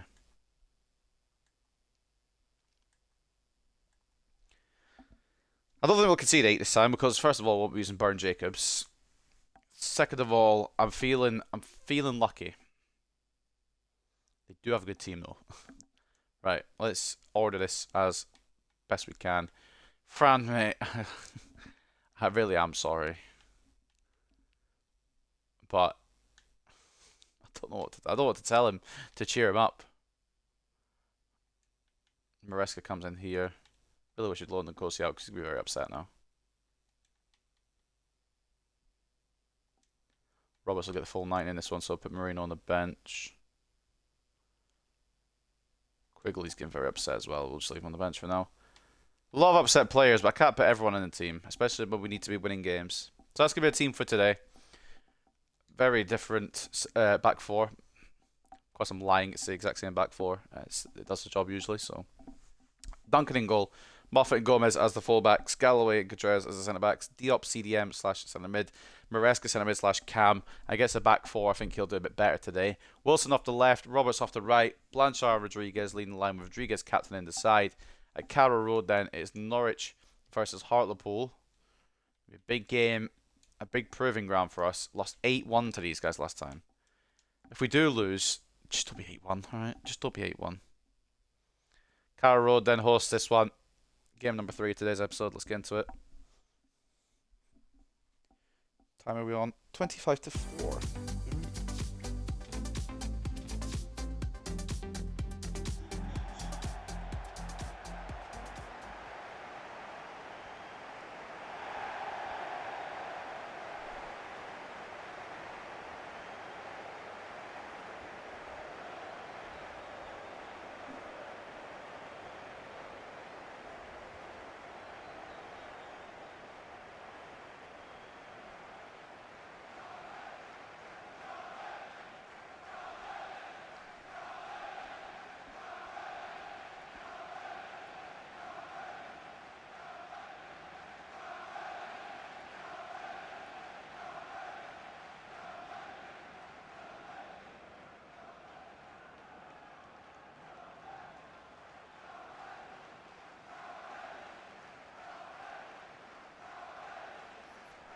Oh, bad memories.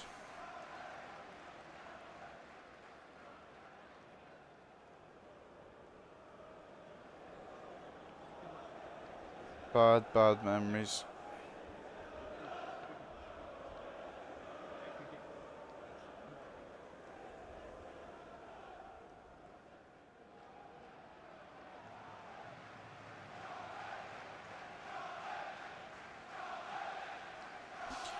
I think if we don't lose 8-1, it's a success. But we are a different Hartlepool to the one that faced this side earlier in the season. So far this episode, we've got our confidence back. And so far this episode, we've got a left winger who's balling.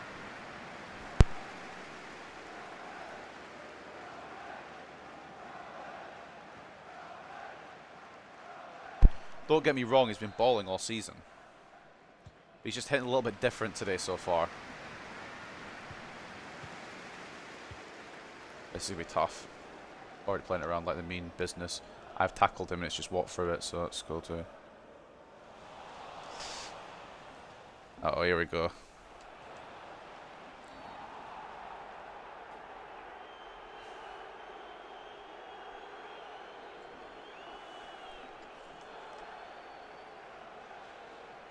Not the greatest of starts.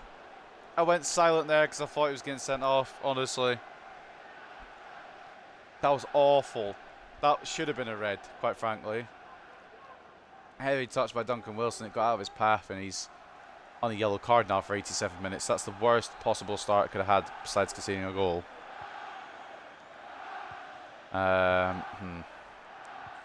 Very careful now with the lad. Straight out of Duncan. That's not very smart, but first effort goes Norwich's way. Lads, I don't want to take the pace, but we don't want to lose 8-1 again, do we?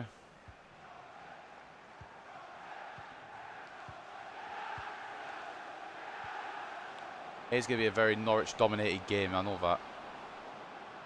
Just try and get him somehow, somewhere. Good play around again, Duncan. Holds him off. Oh man, this is going to be a long day at the office.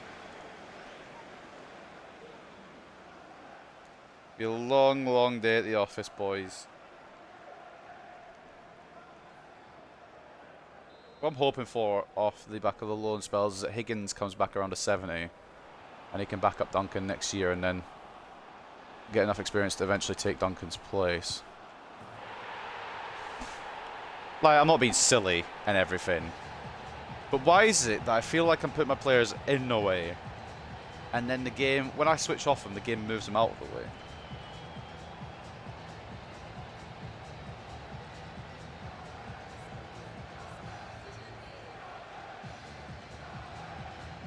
Nobody's marking number 17, and I'm actually not sure why.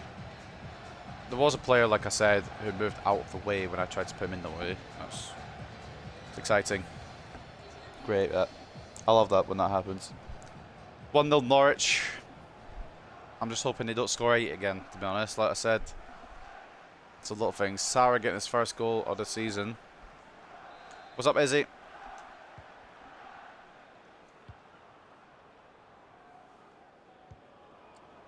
A great start. Conceded early and Wilson's got a booking.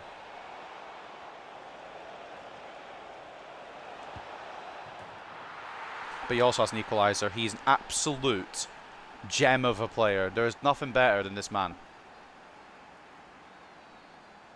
That's on the weak foot as well. I don't know why he took on the weak foot.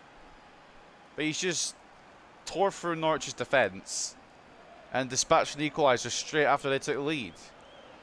This is why I'm starting him ahead of Ochoa. I'm doing a FIFA 22 career mode after finally getting it to re-download. Fair enough. I don't really enjoy FIFA 22. Or didn't really enjoy FIFA 22.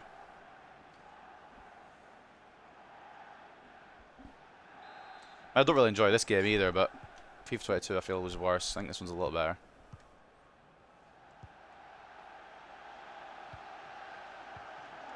Just make sure I don't get fucking Wilson sent off, man, because if I do, that's the end of my day.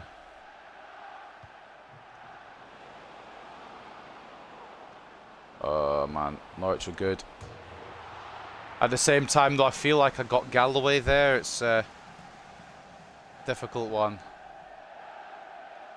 And they nearly scored from this somehow.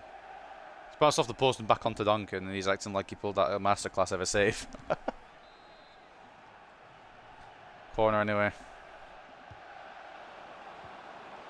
Galloway reads it, doesn't get to keep the ball. Okay, just plays with my legs. Blocked by Roberts. It's going to come back to them, of course it is. Galloway. Oh, I pressed to clear it. Press to fucking clear it. It just doesn't clear ever. Maybe I'm just pressing the wrong button. I don't know. Miller doing it to mess around with the Nation Wonder Kids only team. Fair enough. Could be fun, that.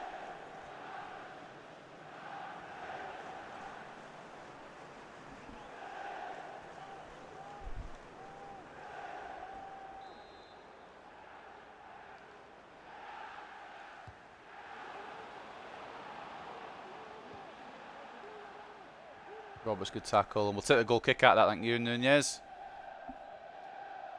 That's how the table's looking. Just about in the top half we are. And down the bottom end, that's how it's looking as well. We're 11th currently. Point off of Swansea and a big win over Millwall. Big in scoreline. Big in importance.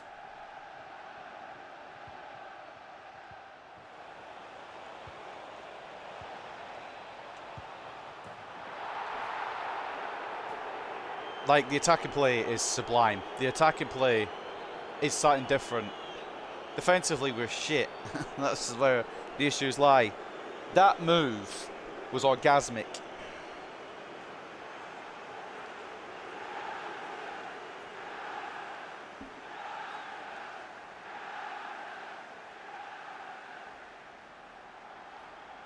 Fantastic play. All Blanchard has to do is slide it past, which he does perfectly.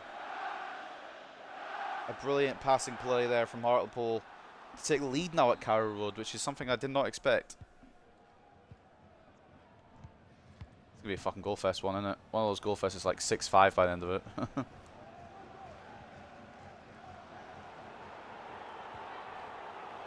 Okay. Press to pass, but that's neither here nor there.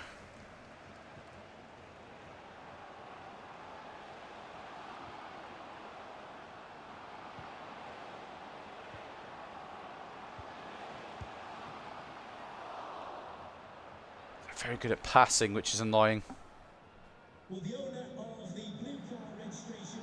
Here we go again.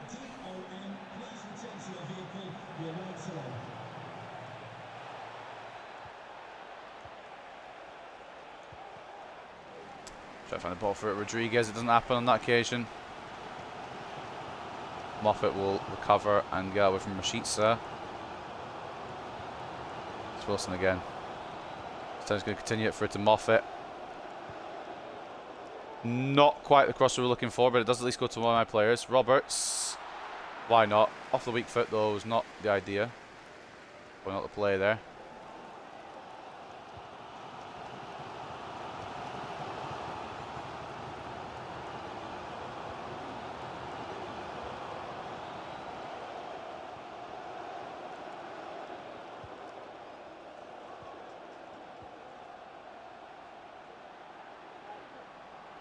I don't know what happened there, but he hasn't pulled the trigger for some reason. I messed up fully with the defence.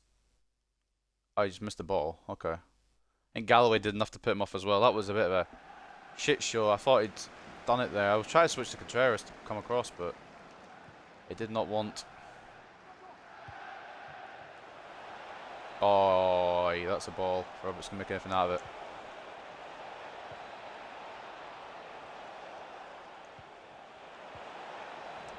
Just couldn't properly turn with Rodriguez there. Oh, Norwich probably bring it away again. Diop, good interception. Maresca. Rodriguez. Blanchard, good footwork. Can't find an option. Doing Norwich manning around him. I don't think we're going to go for our own 8-1, don't get me wrong. Not really a plan. But I would like to, obviously. I'll read your message at half-time, Izzy. Can't read it just now. Norwich are very good, and I'm just trying not to absolutely bottle this.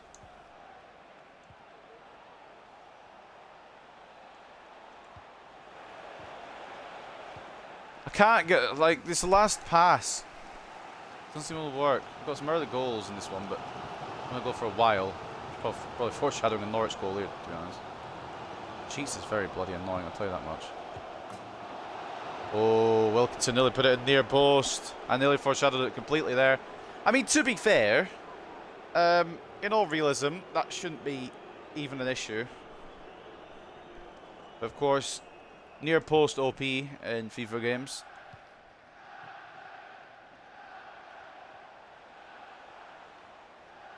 Wilson getting caught there, but the game plays on. Try to knock it for Blanchard, who I think was offside. But he may not have been, I don't know. Potential offside. Commit Galloway here. I just wanted to get half time with it 2-1, to be honest.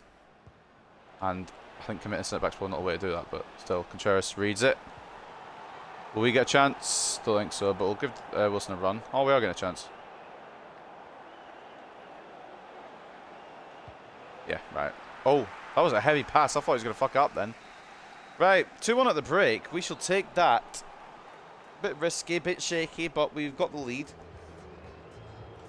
Basically, I put all the best Japanese, Korean, and Chinese wonder kids who have about 75 potential and greater and are about 23 and younger, and put them all into one team with Grêmio from Brazil, and got rid of all Grêmio's actual team of grey faces and moved the team to the Spanish second league. But I chose Arminia Bielefeld in the Bundesliga. I want to see what the best nations can do when all on one team, without me doing anything to them. And at the start of season 3, I'll be able to start signing them. Sounds like a good idea, actually. So you're just watching them from like kind of outside the league to see what they can do. That was an awful chance from Wilson. That probably should have been a red, but 1-0 to Middlesbrough over Cardiff. 1-0 to Watford over Rotherham. 1-0 to Bristol City over Huddersfield. 1-0 to West Brom over Sheffield United. 0-0 between Preston and Wigan. 1-0 to Barnsley over Luton. 1-0 to Hull over Shrewsbury. 1-0 to Bournemouth over Coventry. 1-1 between Sunderland and QPR, and 1-1 between Swansea and Millwall. And at Carrow Road, we're actually in the lead 2-1 at the moment. 51 to 49 in terms of possession, 8 shots to 3, and 1.9 expected goals to 1. All in favour of Norwich. But that's not important because we currently are in the lead. The scoreline is what matters most. And we're going to go into the second half and try and hold on to it.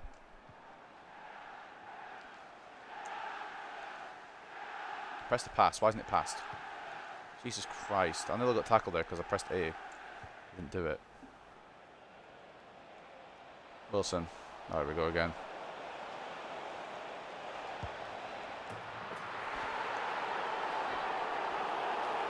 I don't really know what you want me to say.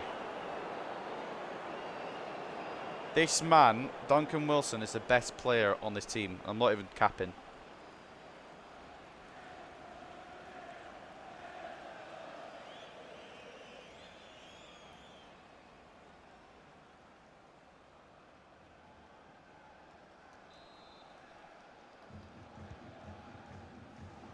I don't want Chelsea to get upset, but I can't drop Wilson. 15 goals this season off the wing in his breakout season.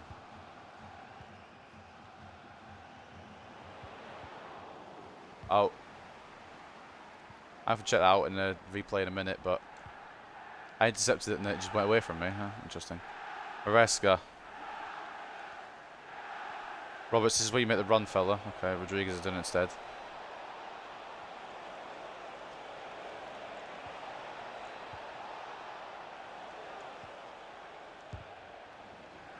Good block there. Maresca trying to get a shot off, but it's a smart defence. I was honestly trying to get that to Wilson back post, but I don't think the game realised, and I don't know if Wilson was even on. Good interception by Moffat. Once again, Moffat, one of the best defenders on the planet. I had left back worries when Sutherland left. Moffat has sorted all those worries out. The funny thing is, I don't think I'll replace Moffat unless we bring back Sutherland. So it's weird that. Blanchard straight at the goalkeeper.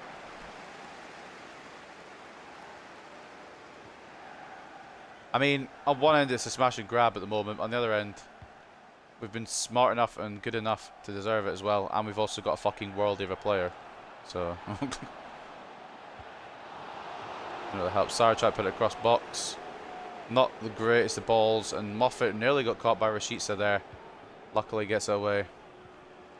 For a touch by Wilson, but he continues and he keeps it in. I thought that was out, but I'll take it. Good save, Mantella, but my God, Wilson, fucking hell. Why are you so good, man?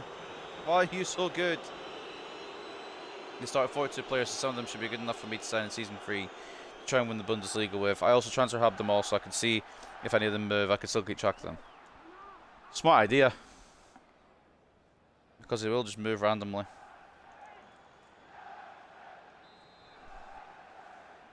Wilson. Towards Blanchard. It's away by Garces. Roberts. Gives it to Gutierrez. Maresca. Rodriguez. Diop. It's caught.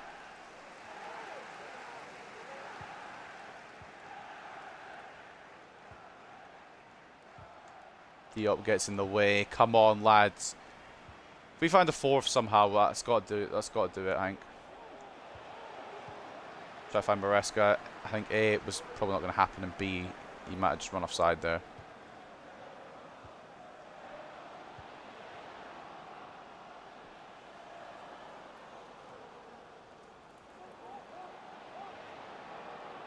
Good strength by Contreras to stop Janolis there.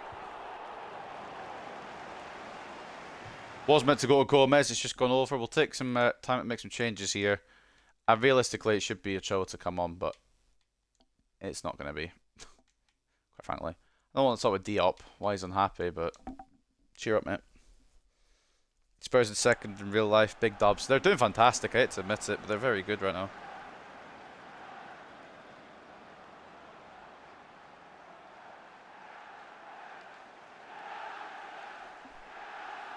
Going to Norwich, we're making our changes. I think they made some changes as well. Cochrane and Marino for Diop and Maresca. I should maybe bring Wilson off, A, because there's a risk of a yellow card, and B, Ochoa needs game time. But why would I? He's a fucking carry job at the moment for us. Great block by Galloway. It nearly could have ended up in the net anyway, but it didn't. Corner goes to Norwich.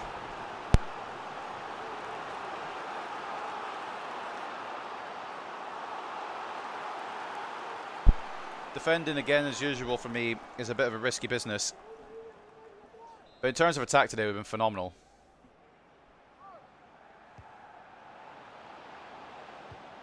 Obviously, if we score enough goals, defending won't matter too much.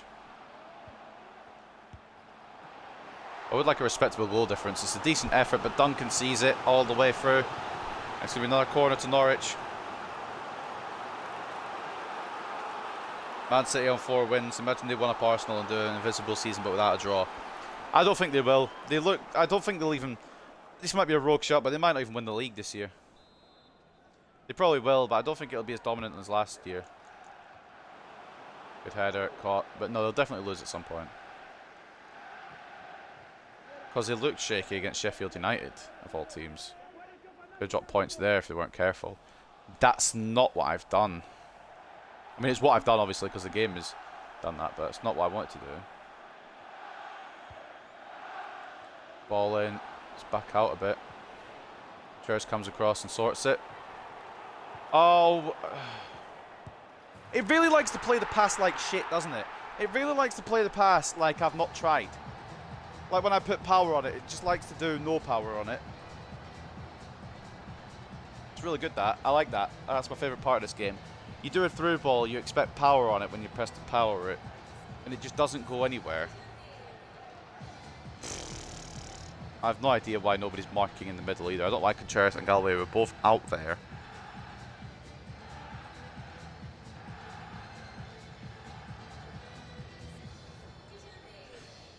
It's such a stupid goal to concede as well because it's just not done what I wanted to do there with the pass. And it's kind of puts us in a bit of jeopardy now because of that fucking bullshit from his game. But I do a simple A pass there and it goes more powerful than the fucking powered up through ball. Alright then, FIFA.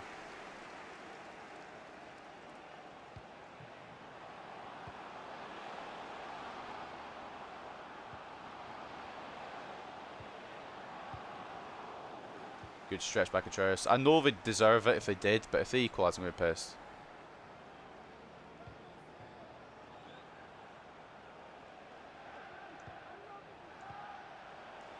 Should I play it for a ref?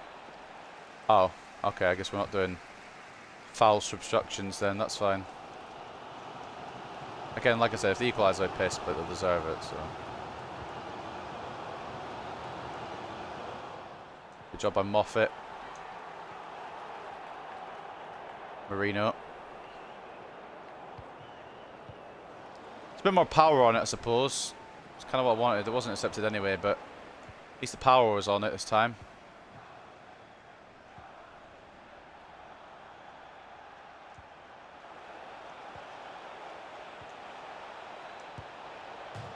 Oh, fuck off, man. Imagine a team does an invisible season without a goal scored against them. That would be fucking shocking. It'd be incredible, though. Maja coming on. He's probably going to be the one that scores the equaliser and puts me into a pit of despair, isn't he? Wilkinson off. 3 minutes for Norwich to try and rescue something. 3 minutes for us to try and hold on. Marino to Roberts. Rodriguez. Too many players, man.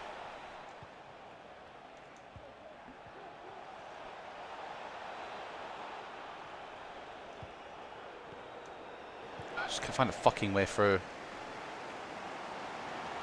4 minutes of added time, of course. Oh, made the tackle, but don't worry about it. Cool. Cool. Oh no, I only made the tackle, but don't worry about it. The ball in. The block by Contreras. It was looking for Maja there. Just running up the pitch now. Should be enough. It's a foul on Roberts. Blanchard will continue. Rodriguez will seal the deal. Fuck you, Norwich. You can suck my entire ass. 4-2 victory for Hartlepool. What a victory as well. I should be more hyped, but I'm honestly way too warm. It is too warm in this fucking place.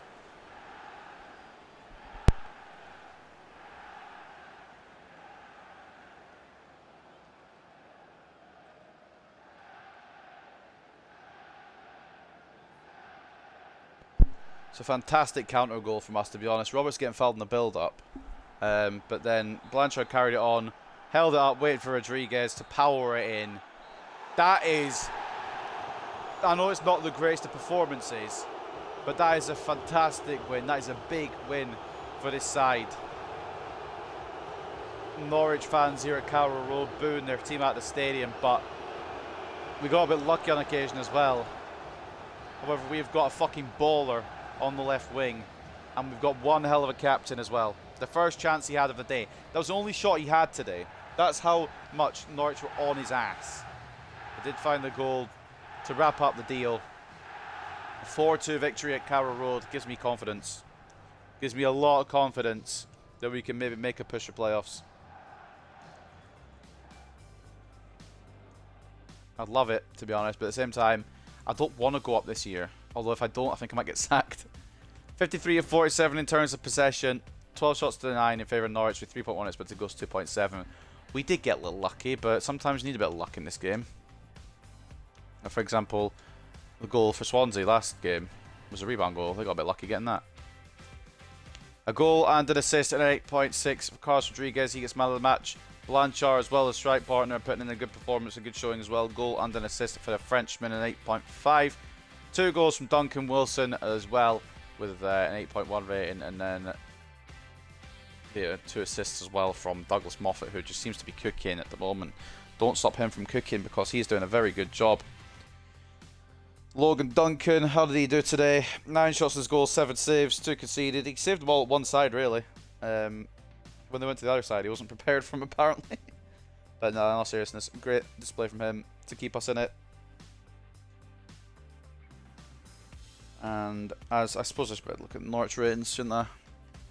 As for Norwich, their man of the match was Gabriel Sara, who ran it in midfield, to be fair. You got to give him credit, all the credit in the world. Goal and an assist, an 8.6 for him. Rashisa off the right, getting an assist and an 8 rating. Janulis, solid at left back. And Solis with the other goal, and a 7.8 for him. Some good performances all around. Just kind of take a look at the ratings as well while we're here. Lucas Mantella, or Mantella even, goalkeeper. 7 shots, 3 saves, 4 conceded. Not a fantastic day for him. It's about being 82 rated. And I'm just trying to see if there's any interesting regens. I know there's an interesting regen there. I don't know why I didn't bring him on. He does look quite good. Mr. Nezovic now. Obviously we had him before, but still. But Michael Wilkinson, we'll keep an eye on him. He could have been our English player we brought in if I'd known about him. That's even if he's English. I don't know. There's your other results from around the grounds. And post-match interview time. Sometimes I purposefully don't get promoted.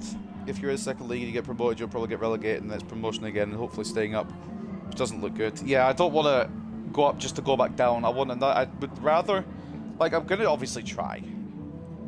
I'm going to obviously try and get promoted the best I can. But if we don't get promoted, I'm not going to be upset about it. I'm just hoping the board also don't get upset about it.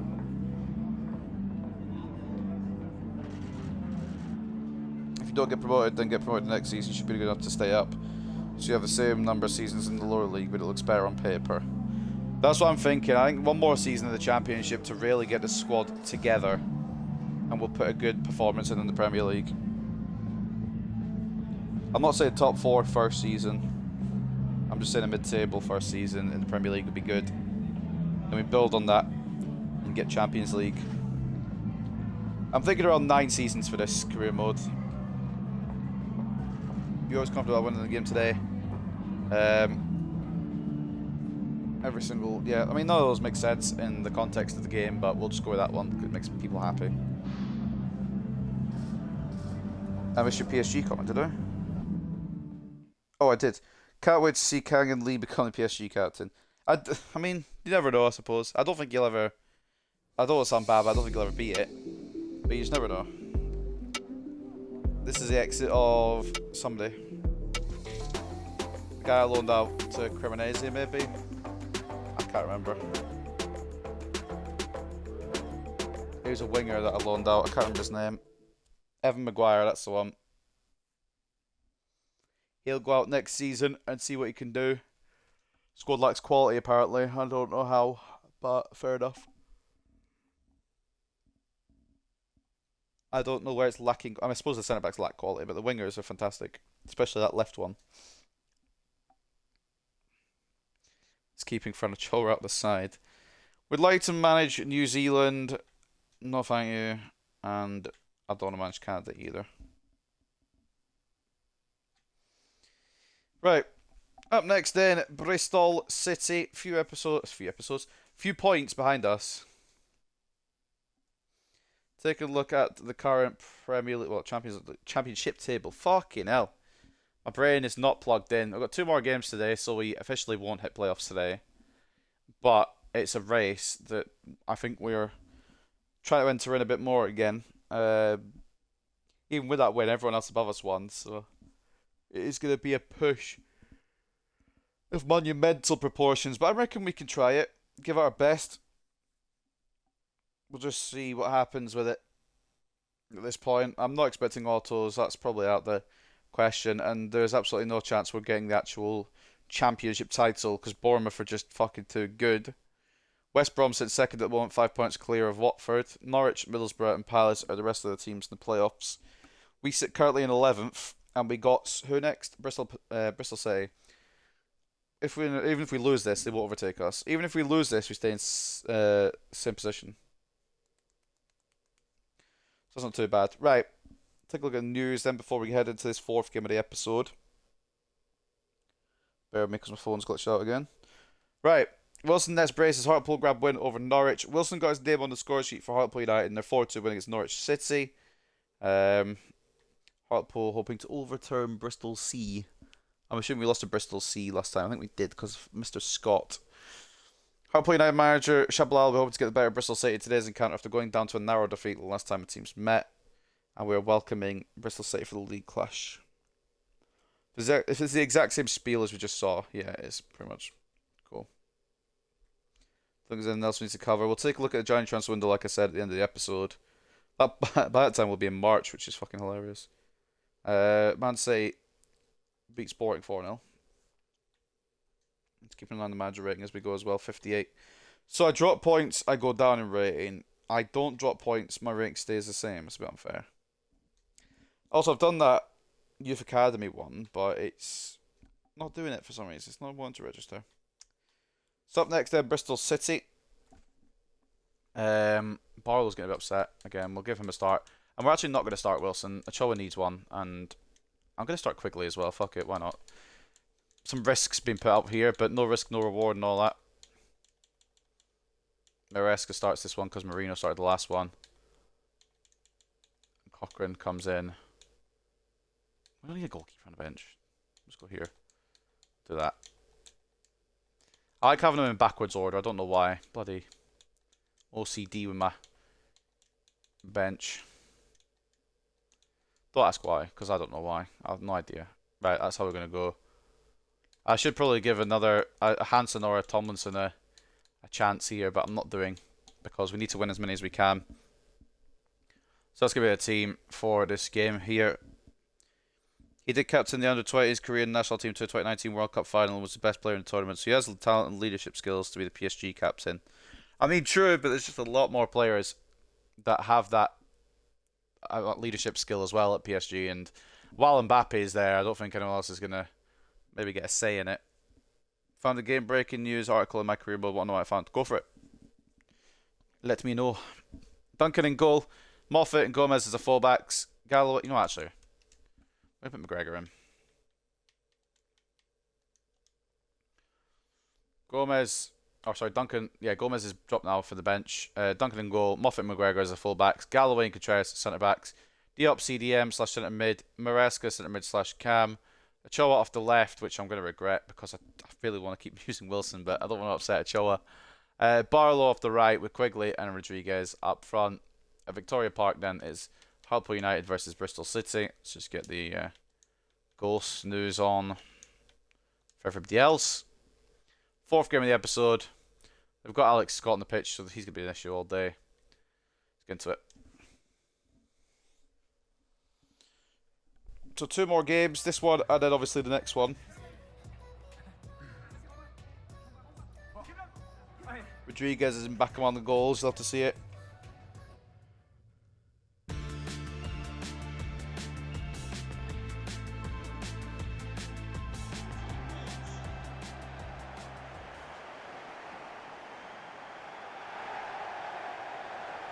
I'm hoping this is a good game. I'm hoping we win it, obviously. But we seem to be better away than at home.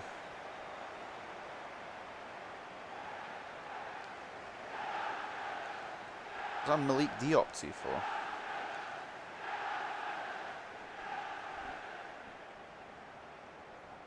I think it was, wasn't it?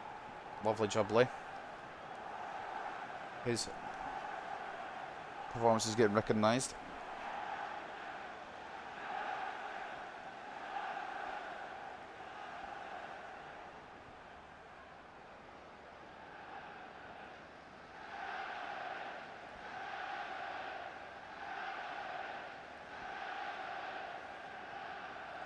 Some United chance. for the home side.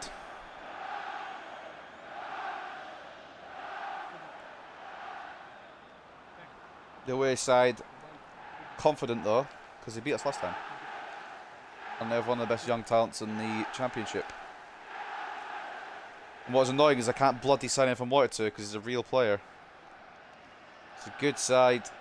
Alex Scott, number 7, the one to be looking out for. In real life, I think he went to Bournemouth.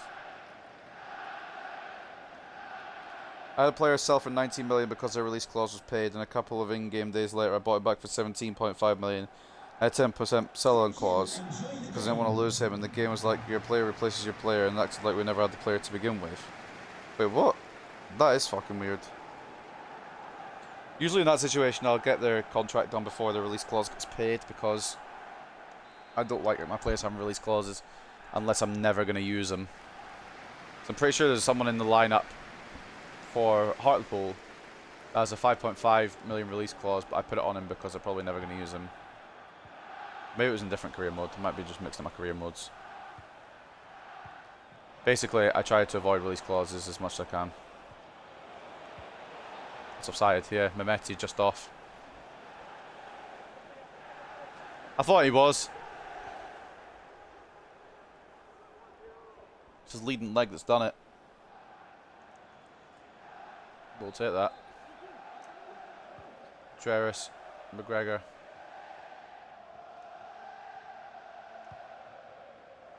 Maresca. Barlow. Rodriguez. Good save by Itch, but Rodriguez is firing again now. It's taking him a little longer than what I would hope to get used to the championship, but he seems to be getting there now.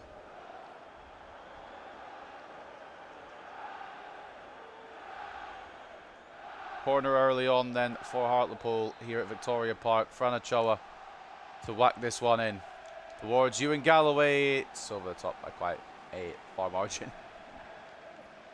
Sometimes I'll leave the clause, or leave the release clause if it's high, so I can send them back for cheaper and make a profit and get the players' happiness up. Oh, it's another corner. Fair enough, yeah.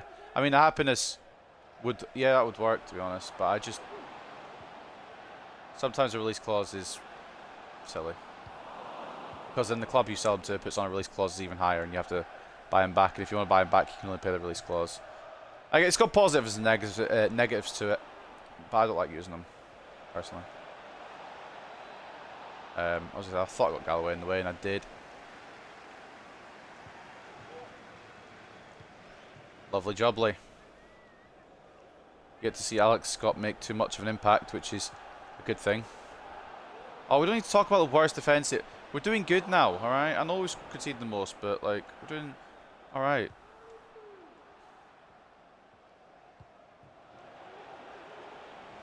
Good tackle by Contreras. Got him napping. Diop to Ochoa.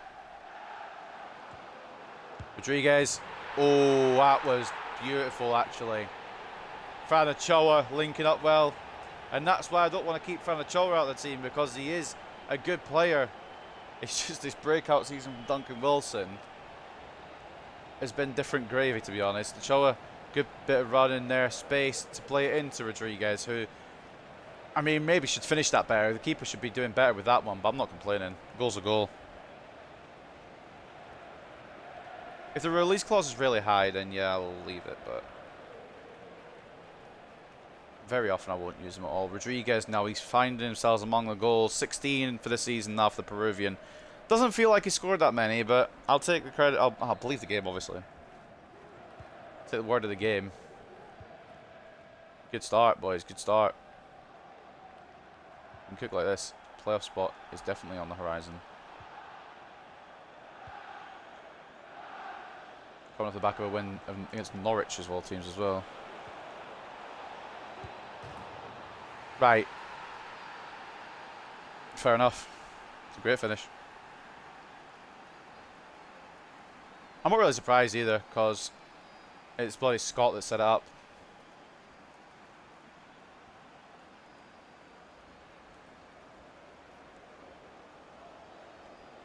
Thought Galloway might go with him a bit quicker there, but it's a phenomenal finish. He just powered that away. To the extent that I thought it might go over.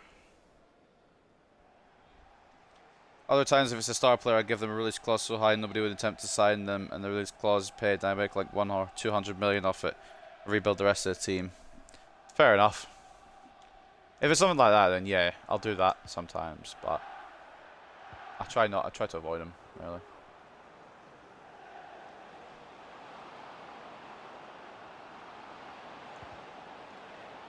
So I'll try to find Rodriguez there to immediately put Hartlepool back into the lead, but to no avail. Oh, for Christ's sake.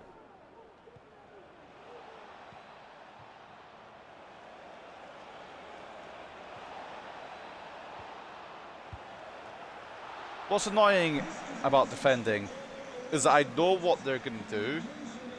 I just can't do anything to stop it because I'm bad. A way to make a ton of money in career mode. Yeah, you start the save off with $1 billion. You do a financial takeover.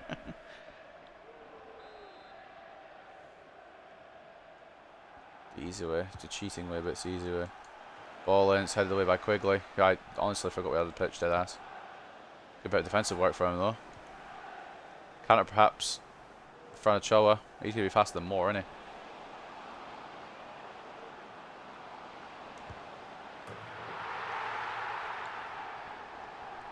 Maybe there's a way that I can get both of them in and give them enough time. Because obviously Ochoa is no laughing matter. Assisted the goal for Rodriguez and just did all the work there to finish that off. No chance for him saving that. That's a great finish from Fran Ochoa. Get 5-star youth scout, send them to a country and search for only goalkeepers and sell all the goalkeepers you find. Not a bad idea. On the ball back into Rodriguez. Back to Barlow. It's an awful pass. McGregor. Why is it always that my striker seems to come out here as well? The funny thing is, it's not even the striker I have on that side. Rodriguez on that side. Maybe we just had to go for one there. I've been caught in possession. I hate trying to ball play with Contreras, man, honestly. Moffat makes a tackle. I'm not going to get a ball because the game's fucked me over. Oh, wow. Good play by Galloway, though. We should get it gone, but it's FIFA 23. Yeah, cool. There you go. In that shell.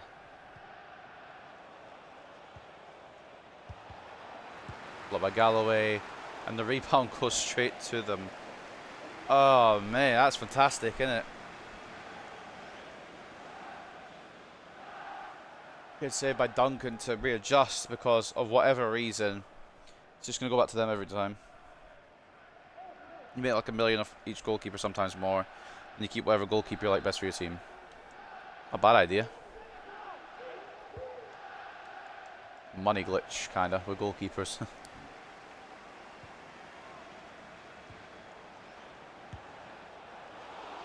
Good save again by Duncan. I don't think it needed to be saved, but better safe than sorry, I suppose.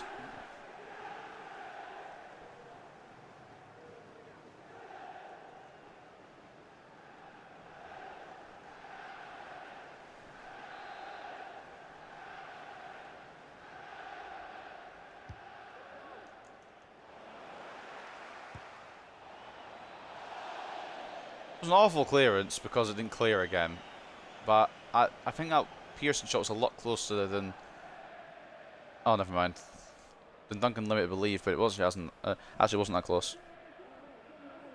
That what real players want. Fair play.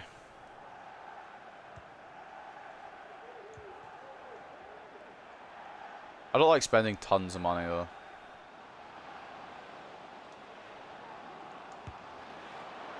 Barlow, decent effort, but it's blocked away. And weirdly enough, that also bounces to them. So when do I get mine?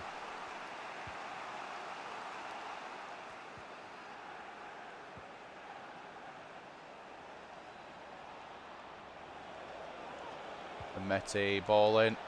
Contreras gets it away. McGregor could get it further clear. Barlow takes it in his stride. Rodriguez has dropped very deep. D up. Out to Ochoa. Keeps it in very well. Not quite the pass I wanted there, but I suppose the other option had run offside, so I suppose maybe it's the only option we had on. I just want to, like, advance in my favour, because now we've got no centre-back in that position.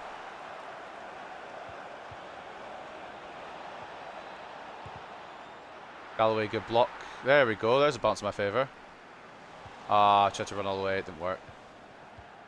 Obviously. Oh wait, why is he gone Galloway there? I tried to slide with Contreras. I'm kind of glad it didn't though, but you know. Don't auto-change my player when I don't need it, please. Go, Mr. McGregor. Rodriguez. Christopher Quigley. Good save. And he's kept it in as well, the defender. Barlow. I think that might be a corner. Oh, it's not. Apparently come off. Jackson Barlow for a goal kick, but that should end the half.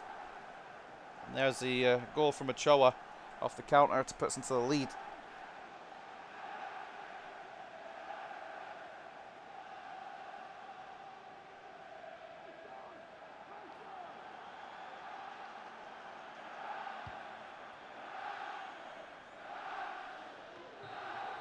Two-one at the break then. I manually added all the 83 plus rated goalkeepers and a few 82 rated goalkeepers to PSG, then started the career mode and mass sold them to the highest bidder. When all the best clubs are desperate for a good goalkeeper, they pay way too much for them, like 50 million more than needed, because they want to make sure they get a good one. Yeah, true. That's a good plan actually. Cheating a bit, but nah, probably quite a fun idea.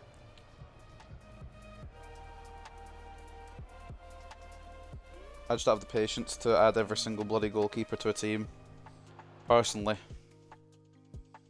Looking at the around the grounds then, not a lot of goals going on, is there?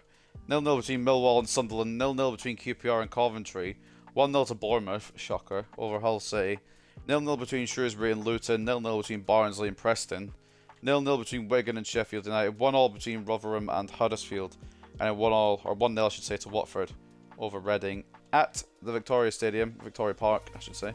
2-1 to Hartlepool. It's a bit lucky at the moment. Bristol City probably could have had another at this point, but then again, so could we. 54-46 in terms of possession, 7 shots to 5 in favour of the away side, 1.8 to 1.6 expected goals in favour of us. We take that.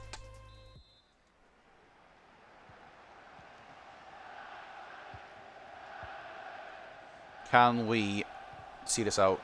I hope so. Although I've tackled there and the ball's just bounced back to them again, so we'll have to dream a little bit longer first.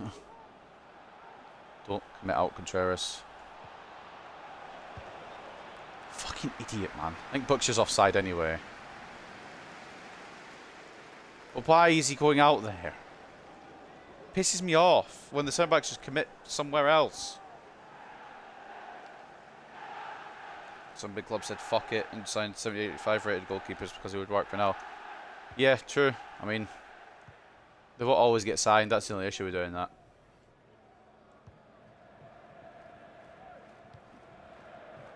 I suppose I should give Ochoa a full 90 because he's actually been good today, but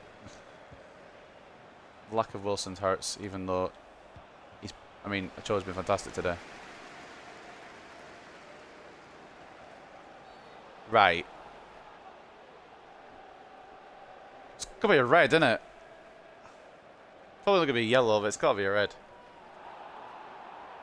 Yellow for Sykes. It wasn't apparently a bookable offence, Mr. Commentator. He just slid through me.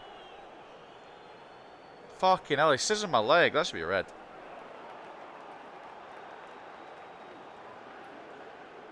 Benarous coming on for Pearson.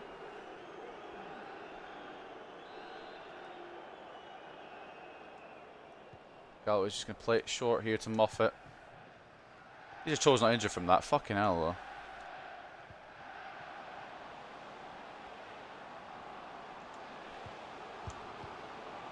Ah, Maresca's cleared away. Great run from Moffat, but it's cleared away by Maresca. Just cleared my throat, really, but I can't do it while I'm on the defence. Just need to mute my mic. Right, Contreras. Should get away here. Barlow. Oh, you fucking idiot. I say you fucking idiot. I made him run there, but still. Chasing the bastard down. You can't. Nah, he's gone the whole way around the pitch there just to avoid Jackson Barlow. I'm gonna murder me. Bugger off. Oh, good save. Just half expected it to go in because it was him. Right, I'm gonna sort my fucking throw it out. Give me a second.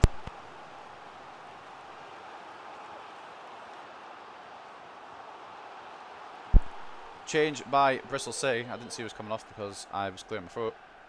Phillips for Kaji. Right.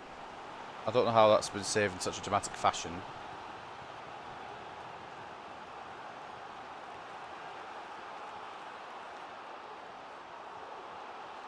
Oh, Jesus Christ. You made $1 billion off of that. Fair enough. That's a lot of time and effort, though, to make $1 billion.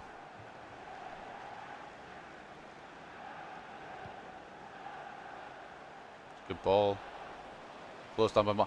Right, that... No. Right, let's have a look here how that's gone out of my fucking position. Tackles like this where I just get it perfectly and the game's like, yeah, try again, mate. I felt like I've fallen over the ball.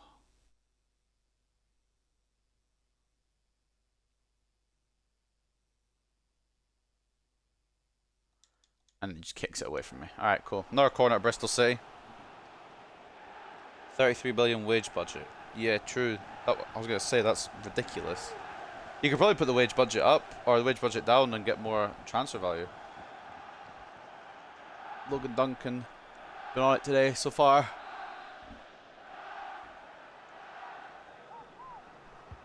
A couple of interesting goals he's let in, but most of the time he's been on his game. Quigley brings it away. Counter perhaps. Maresca. Maybe not, because Maresca didn't pass it the right direction. Apparently I made a foul somewhere. Right. No, because this game fucking stinks. Right, I know. I don't want to complain every time I play this game. I know I'm bad at defending, but I feel like I've done everything well there, and it's just, fuck me. I'm actually going to put Cochrane on instead of Marino, but... I don't understand it. I don't know where the foul was in the first place. Galloway has gone there for some absurd reason. Coutreras has abandoned his man. Mate. I just want to be able to defend the way I want to. Like, I don't want my centre-backs just committing off. I get when I'm committing them, fair enough. But I don't want the game committing them off into a different place. Because that's just fucking me over. I don't know how I'm not blocking that with Contreras. It's such a weird goal in a way. So I feel like Contreras should be in front of it. Duncan should be doing better with it. I just need things to complain about. I like complaining. 2-all them.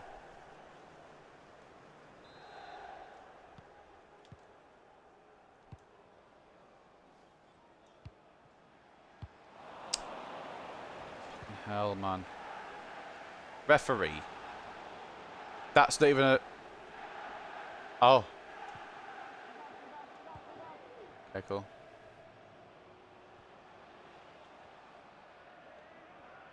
Ref, so, surely something's got to be pulled back here.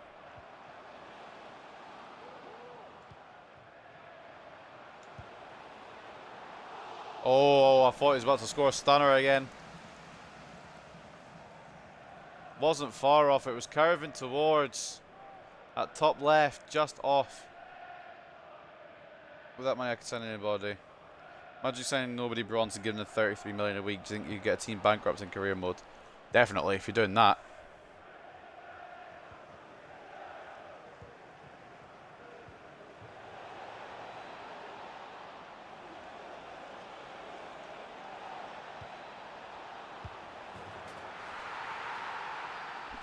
Whatever.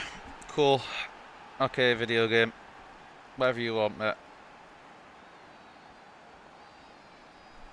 I just can't apparently close this Scott kid down whatever I do. Even if I put 2 men on him, it's just like, oh, he'll walk through anyway. Unscathed. Duncan should be doing a lot better as well. I'm sick of these bloody near post bullshit goals. I'm sick of them. I don't know why they're still a thing, ever. I just wish goalkeepers were consistent.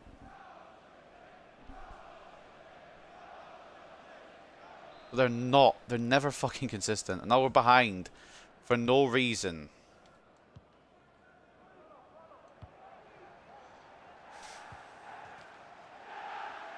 Are you getting the new FIFA?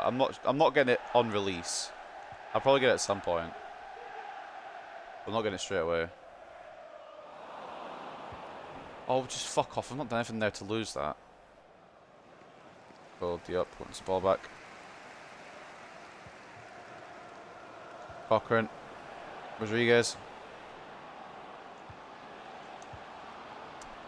It's tackled in the nick of time by Masengo. Going to be a tough loss, I think. Tackled. I've tackled, but now my setback's out of the way for whatever reason. Tackled by Galloway.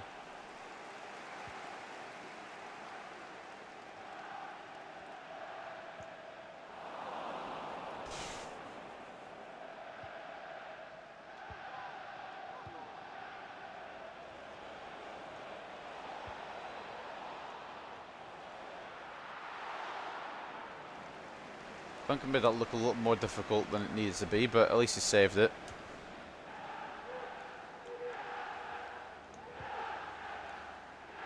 United chance. I swear it's Victoria Park, man.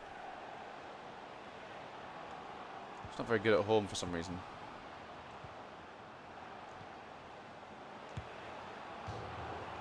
You gotta be fucking kidding me.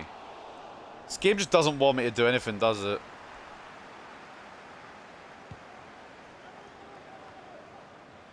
Oh, and then Diop just doesn't aim it from one of my players. Cochran's hit that probably as sweet as he can, and it's just not mattered. Here comes Scott again. Good tackle by Galloway. He's going to run all the way up for a corner. Whatever I do there. I even tried to stop it. There's no point stopping anyone at this rate. Wilson coming on for number 17, who I didn't see the name of. Scott's going to deliver this. Sykes to come off. I think that's the one that got booked.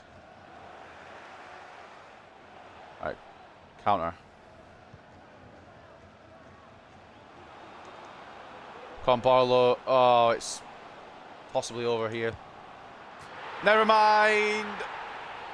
Another equaliser. I saw someone coming as an option, and by the time I was ready, by the time I saw them, I'd already pressed to shoot. I should have been patient and passed it off, but thankfully Barlow's finished it off. Christ almighty, we are running the risk of something stupid here. I saw, I think it was Rodriguez. Jesus Christ, look at the speed of him. He was there as an option, and I'd already pressed shoot by the time I wanted to pass it. But that's a great finish from Jackson Barlow.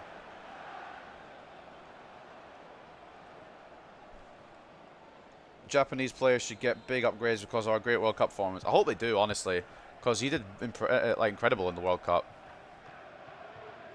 Very impressive. I enjoyed watching the World Cup, and I enjoyed watching Japan games because of the sheer pressing. We've got the ball back here. Can we win this? Hold on. It's what dreams are made of, ladies and gentlemen. It's what dreams are made of. An equaliser got us limbs, and now a winner is getting us even more limbs. I don't even know how we got the ball back. I was just talking about Japan's World Cup performance. How did we win the ball back? I'm going to be honest with you, I have no clue, but what I do know is that we are going to go on, instead of losing this, like we would have done in about the 89th minute, we're going to go and win this instead. Determination of the Hartlepool team is ridiculous. It's just non-stop commitment to the cause. Nice chatting to you. I'll see you later, and hopefully Crew Mill goes well. I appreciate it, Izzy, and yeah, I'll see you next time. No worries. Hope you have a good day. They fucking make it 4-all. I'm going to actually put myself in a blender and cry.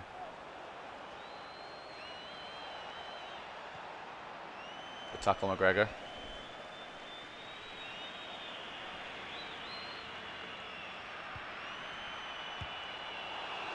Why does it put me right? Why does it put me to Galloway there instead of Contreras? It's a great save, Duncan. But why did it put me to Galloway instead of Contreras then?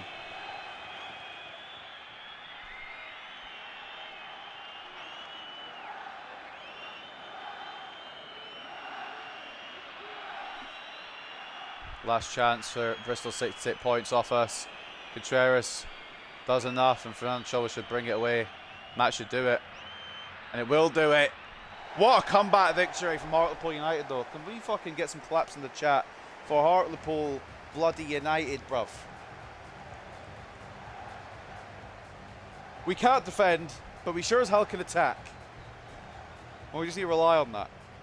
Even when I do defend, the ball just goes back to them, so just keep attacking instead.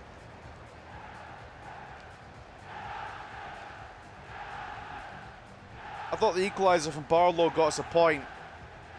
And then we got the ball back and went and won it. I don't even know how we won it back. What I do know is, instead of losing with 88 minutes on the clock, we're going to end up winning after 90 minutes on the clock. That's all that matters to me. Taking a look at the stats then. 53 to 47 in terms of possession, 13 shots to 10 in favour of Bristol City, but 3.7 expected goals to 3.2 in favour of ourselves, actually. 10 points out of 12 today as well, not too shabby. Man of the match goes to Fred Ochoa. It just shows what he can bring to the team on his day, and maybe I shouldn't underestimate him. I mean, I don't underestimate him, but like maybe I should give him a bit more to show what he can do sometimes. Goal and assist for Ochoa at a 9.4. Barlow with a goal and assist an 8.4. Rodriguez with a brace and an 8.3. And all the way down here, Cochrane with an assist and a 6.2. Got really unlucky today to not score. 6.2. I don't think it was that bad, but I suppose he did come on, I think, rather than starting. And then Maresca with an assist and a 5.7. Felt a bit out of place today, which is weird. But also, I don't think he deserves to rate that low. Duncan with a 7.2. Shots on target 10.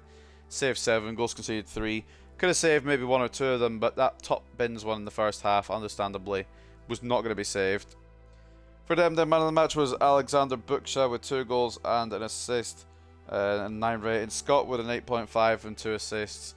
Benarus with a goal and a 7.7 as well. And Cristobal Perez might be a centre-back move, maybe. Something to think. Bajic in goal. 7 shots, 3 saves, 4 conceded. And just want to see if they've got the interesting regens. What was his name? Cristobal Perez. I'll have a look at him. Before we do, though, let's watch both Limbs moments. Not only the moment where we thought we got 1 point here. Barlow felt like it went a little bit slow there, but then got into the next gear and slid it in for an equaliser. And we thought we were getting a point here at Victoria Park in the end after being very unlucky to go down to Bristol City, in my opinion, but I'm biased, so. So we got the Limbs there for the equaliser, but we didn't know we were going to get any more. Enter Carlos Rodriguez. A man who's finally found his shooting boots on a consistent basis. If I was considering to sell him, I think maybe the door is closing on that idea again. As Carlos Rodriguez wins it for us after we maybe should have lost. Who cares? It's all about the end result. Persevere and get to the end. 4-3 win.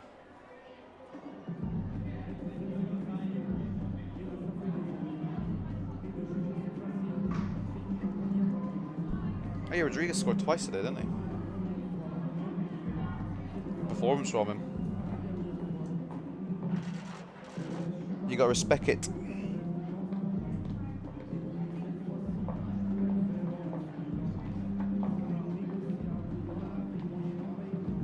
Was there a little luck on our side? Yes. We were 3-2 down in the 88th minute, love. What do you think? A lot of luck on our side.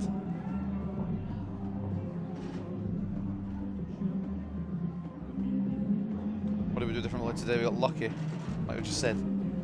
But no, we pride ourselves on our resilience. We kept going until the end.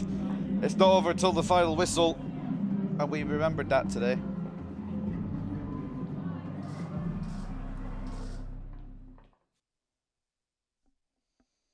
And a big win. And from Marino wants a bit more game time, which is understandable because we've got some very good midfielders. And I've got Rotherham next. So yeah, I'll give Fran Marino a bit of game time, but watch them beat us for no reason to end the episode.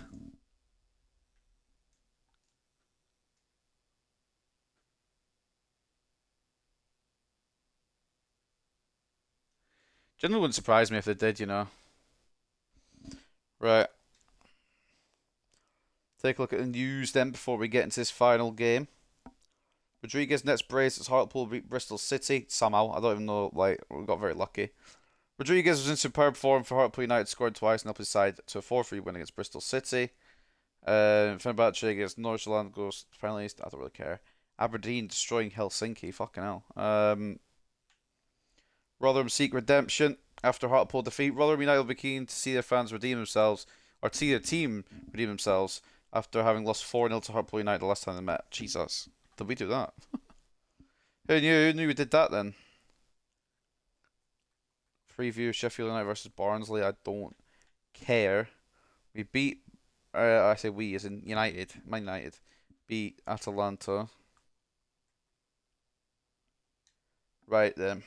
See what we got cooking up here. We're in 10th now. How far are we off a playoff spot? Did anyone else slip up? Nobody else is slipping up. That's the only issue with this now. 6 points off a spot in the playoffs. The goal difference is awful, but we ain't talking about that. It's not important. I think we're the top scoring team in the league now. Joint with Bournemouth anyway. Just defensively, we stink of pace. Right. Into this next game then. Bournemouth, by the way, 17 points clear.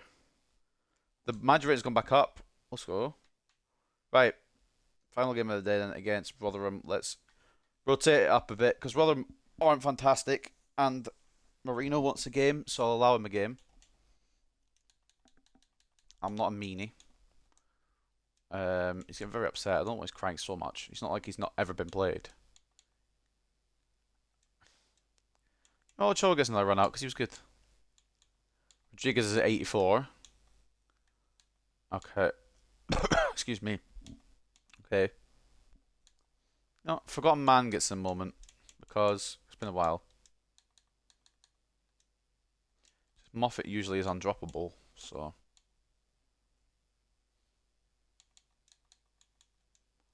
How's that look? I think we go with that. Still strong, but not like, you know, mad strong. Fuck it, I'm sorry. I can't help it. I know Cho did well, but I can't help it. I can't help myself. Duncan in goal, Nkosi and Gomez as the fullback. Galloway and Contreras as the centre backs. Diop CDM / centre mid. Marino centre mid / Cam. Wilson off the left. Roberts off the right. With Blanchard and Rodriguez up top. Rodriguez gets the captain's armband as well. At oh, for God's sake, what's their stadium name? Phone, would you like to respond? Jesus Christ, my phone is on dial-up today. It's on my brain.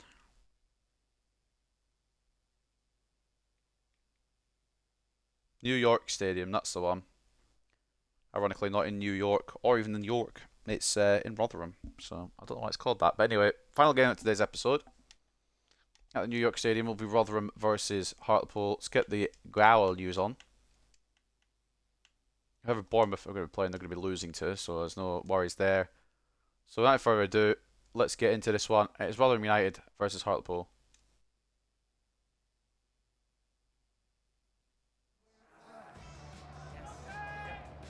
Who's hanging up the boots? I'd love to know who's hanging up the boots, because it doesn't fucking tell me.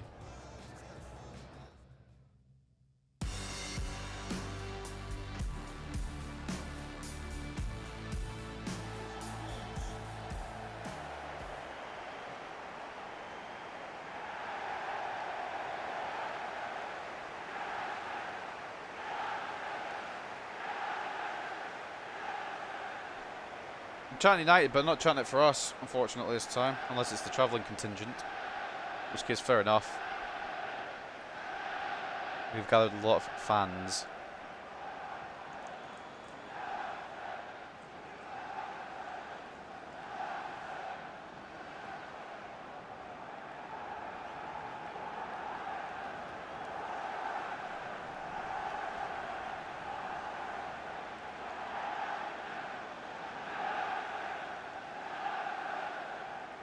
do you mean negative shape? As in, like, what?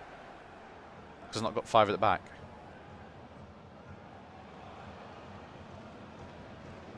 Is that why it's in negative shape? Because it's not got 5 at the back to piss me off with? They're going to score because everyone scores past us. I'll defend, but it'll just bounce back to them, or I'll defend and it won't work properly. I'll make a tackle and somehow they'll win the ball back and my centre-back's further out than they should be. And failing that, the goalkeeper will do some dumb animation.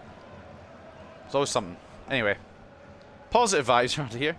It's the first time Moffat hasn't started in what feels like forever.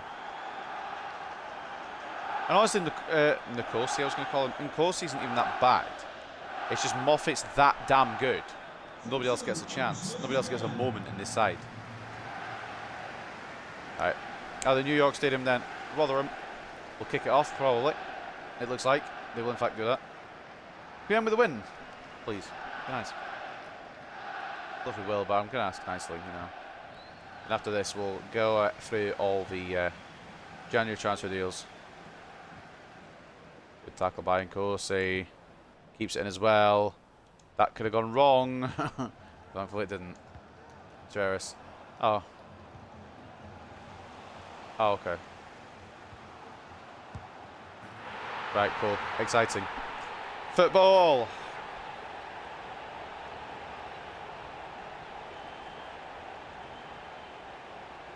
So his last game is a fucking piece of shit, so I'm not surprised if this one just goes to shit as well.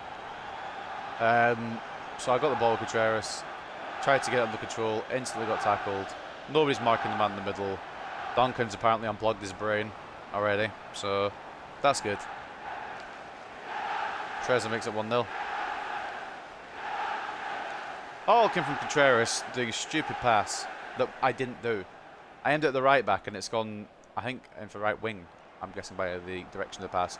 Trezor gets his first goal of the season. Not going to get an easier one than that. Hate this fucking game, man.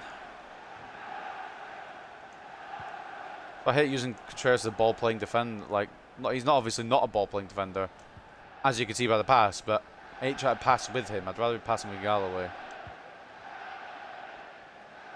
Thank you, Angelieri. Our Angelieri is the one hanging out the booth. I'm glad it told me finally. Decent effort from Blanchard. Johansson saw it all the way though. Nothing like being down 1-0 because this game doesn't know how to function properly, am I right? Roberts. Put the ball into the middle. Towards Blanchard.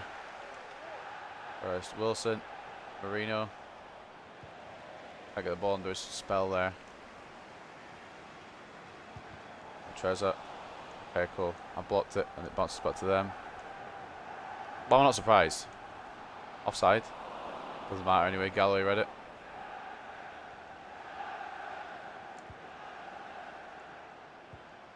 And Nkosi into Wilson, here we go.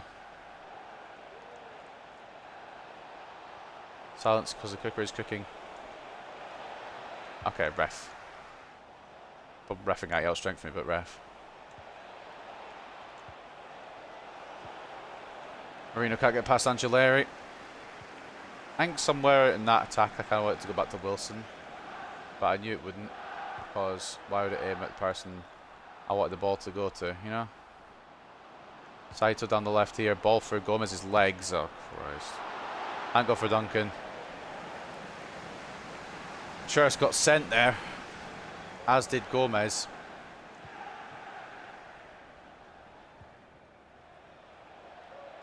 Alex Scott probably has information on Alex Scott. Oh wait, no, never mind. West Brom has scored. That would have been funny. Oh, Wilson, try to find that bottom right. Just the wrong side of the post. It'd be funny when Alex Scott gives information on Alex Scott, wouldn't it? I've scored against Bristol City, or for Bristol City. Whatever. Fuck off. Nkosi. Blanchard.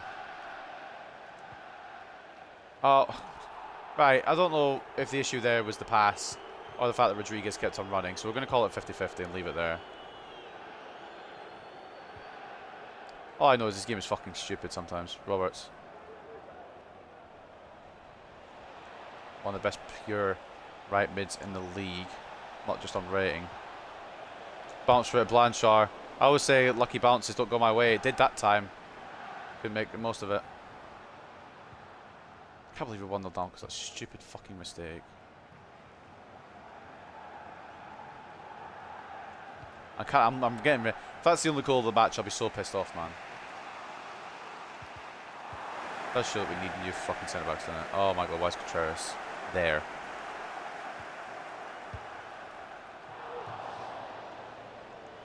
Thought he'd put that in there. I don't know. I missed that, but also I don't know what I'm meant to do there because Contreras has just decided to go for his evening wander. What sort of fucking positioning was that from the big Mex? Awful is the answer we're looking for, if you're interested. Contreras, oh my god. What's he's like? Right, I want to know how these lazy passes come about, like, because I'm putting power on him, and it just is like, eh. So it's either going through his foot, or he's just very bad. I think he's just very bad, honestly. What's Contreras' short passing? I don't really look at defenders passing, because I don't really care. That explains it. His passing is woeful. Fair enough, makes a bit more sense. Just be thankful it gets to the target on most occasions. Kosi. Wilson. Alright. He snapped, but it was a good tackle. Gets fairly snapped, I should say. Galloway wins that. I don't know why he's done it like that. Diop either get the ball or get out the way. Contreras, interesting pass. It somehow worked. I don't know. This is risky business right now. Right. So I've aimed it directly at Blanchard. And it's somehow not done it. Get by Diop to get a foot in. Second foot in. The ball is still going to go to Rotherham though, innit? So it's the way she blows, unfortunately. Game sucks arse. Oh, I've absolutely misread that. I mean, I misread that, but like, at the same time, you know? That's all I've got to say about it. I just wish we could not concede goals, you know? Like, it would be so much easier. Why do we always have to concede goals? It's a great ball, I didn't even pick him up, and nobody picked him up because nobody knew he was going to shoot that. Did that deflect?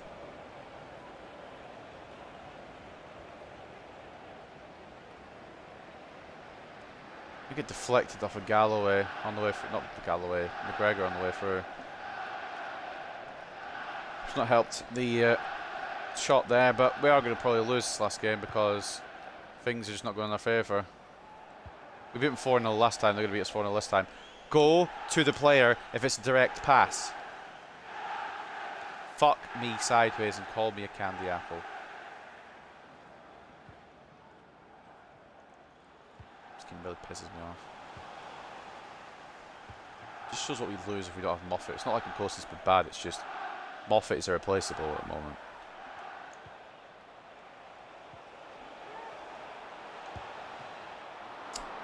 Yeah, their goalkeeper's good. Their goalkeeper's a brain today. Right, my goalkeeper does have a brain on most occasions. Just when this game wants another team to win, they're going to win, and you can't do anything about it. Good interception by Gomes. Marino. Roberts. Rodriguez is asking for it in the middle. I get it. They'll play it for Blanchard. Enough room to get the shot off. Man!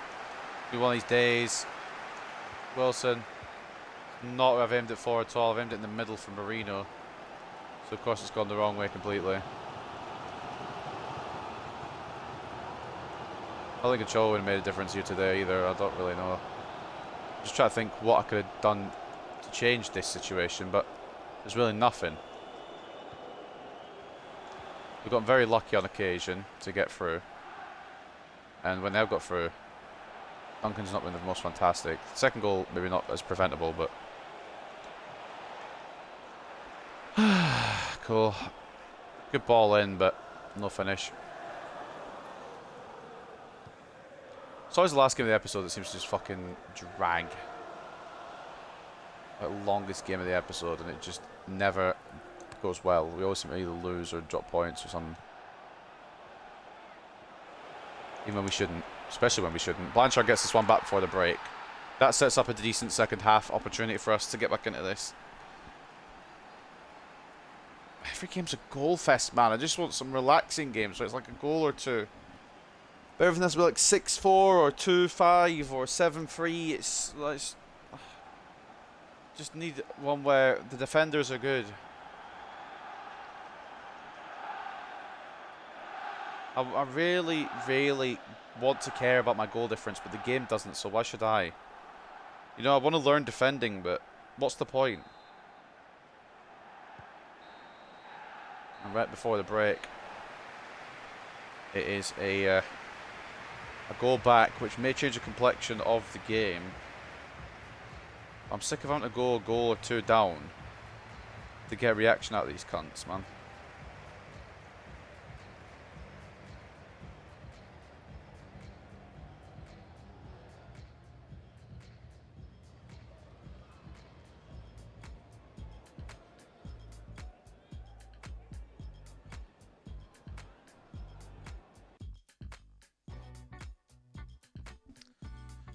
Right, well, halftime scorelines, here they are on your screen. The sun's shining in, so I can't see half my screen now. This is fantastic. We're having great conditions here. 0-0 between Cardiff and Watford, 0-0 between Reading and Huddersfield, 1-0 to West Brom over Bristol City, 1-1 between Norwich and Wigan, 1-0 to Sheffield United over Barnsley, 1-1 between Preston and Shrewsbury, and 1-0 to, of course, Bournemouth over Luton. Why would Bournemouth be dropping points? 55 to 45 in terms of possession, 6 shots to 4, and 1.5 split goals to 1.3. We've been slightly better, but rather than have the goals. That's the difference. I didn't... Okay. You know what? I'm sick of saying I didn't pass it there, because who cares at this point if I didn't pass it there? Oh, fuck off.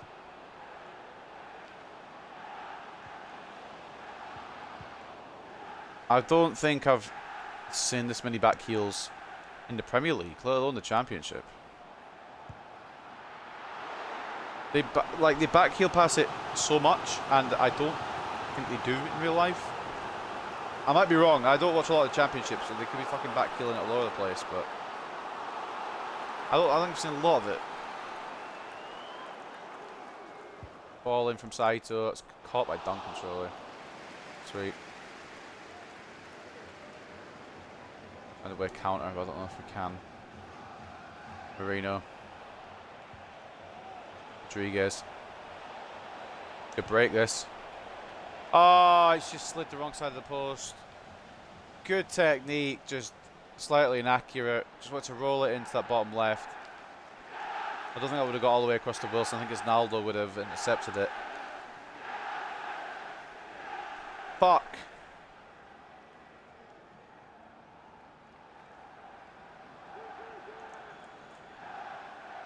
If we can get a point at least out of this, we'll be undefeated for this episode, which I suppose is starting 11 points out of 15. I'd take that.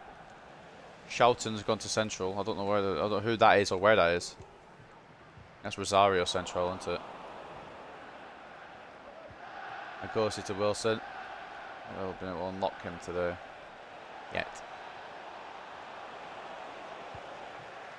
Rodriguez. I'm not going to put Rodriguez for running in the way, but it didn't help.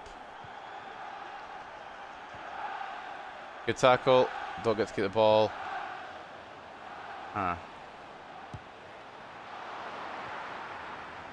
Oh my god. I could have a stroke. I'm going to have a stroke and a seizure at the same time. What the fuck did that... What did I just witness, man? No wonder I'm conceding 70 plus goals a fucking season. What the shit is that? Oh, this fucking game. It's a good ball over initially. Fair play. That's a hell of a ball. Decent effort. I thought Duncan was holding onto it. You know what Fault did, apparently. And Corsi, I just pressed a clear, and it just falls to this guy. Duncan has dove for whatever reason. It's 3-1. 3-1. I don't understand how you meant to do it. How do you defend on a game like this? Like, what are you meant... Like, what's the criteria? How are you meant to do it?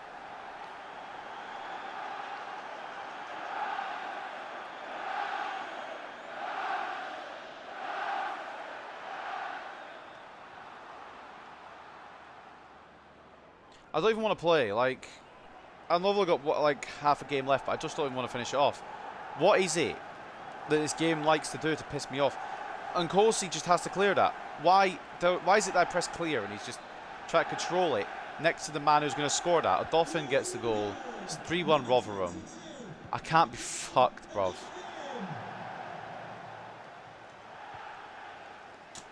You know what? Fine. I just put my controller down and I've picked it back up instantly, obviously. Why did it do that?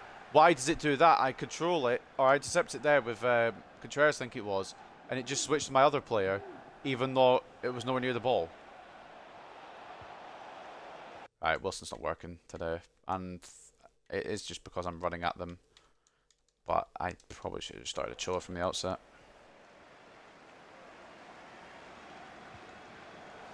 Good tackle D up. Even better tackle from them, but at least we got to keep the ball this time, you know? It's 1 in fucking 15 that we get to keep the ball.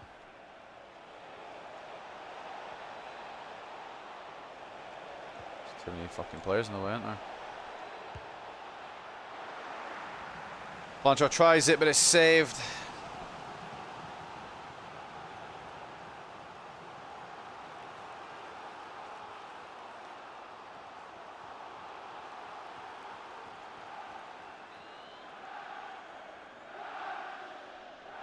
Yeah, Phil, just go sideways, even though I didn't tell you to go sideways. Galloway.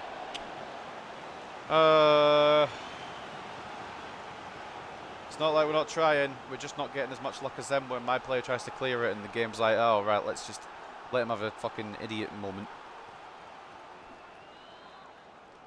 Roberts, again. Time it's to Choa. Or not Choa, I guess, because he didn't get it. Would have been a Choa had he got it. The artist formerly known as a Choa.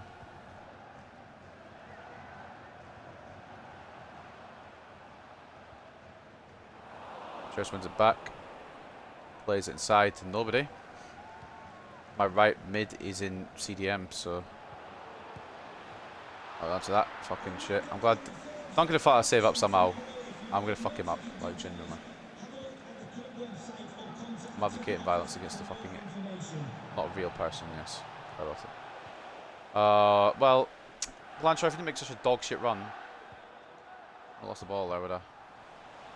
Reception by Nkosi. Oh, okay. What is going on? Fine. Works out.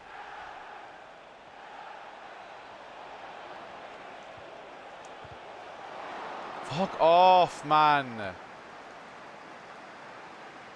Why is their goalkeeper so smart and vigilant? My goalkeeper's a fucking idiot. And not vigilant. Galloway, good tackle.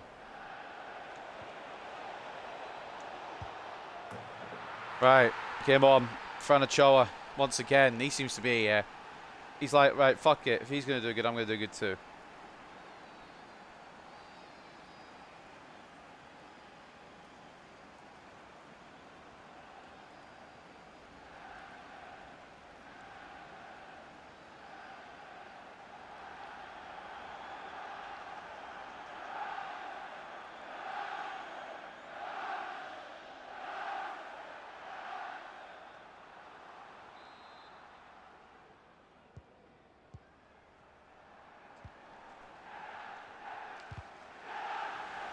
Right, let's win it back immediately and get 3-all. Psych. Rodriguez just trips over the ball as he passes it. God forbid I keep the ball when I get the ball. I've given up on trying to get realistic results out of this shit. If we fucking score 117 and concede 110, then so be it, honestly. Because that seems to probably be the numbers it's going to be by the end of the season. Can I switch to Ochoa before he runs into the ether? Fucking hell. Trezor just... That's what I'm playing against. That's what I'm losing 3-2. Just let's get end, man. Win, loss, or draw. I just don't want to play FIFA anymore. It is like, it starts off, I want to play FIFA, I enjoy it. It ends off with a stupid game and me wanting to delete this game and not play for another week. I'm trying to get these episodes out, like, obviously like I used to, every other day. But when the game plays like a fucking shit cunt, like I'm blocking it and it just doesn't want to block it. Oh, fuck off. He's offside. Linesman. Are you alright? fucking offside there. He's leaving them on. He's like, I can see it, isn't it? Oh, fuck off, Rodriguez. I know you've been alright today, but you've just been a bit stupid there. How long have we got? Fucking 6 minutes.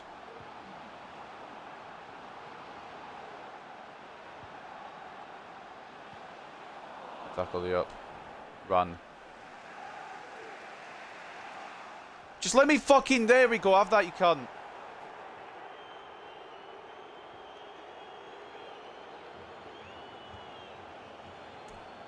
So I press A and I get nothing from the game. Absolutely nothing.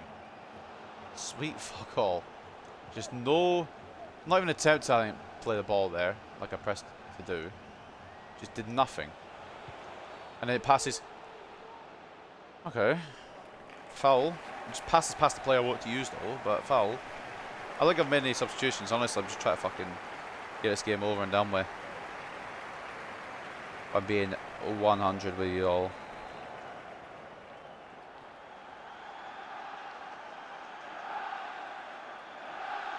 Right, I'm just fucking... Should I strike this or should I not pass? I bet pass it, innit?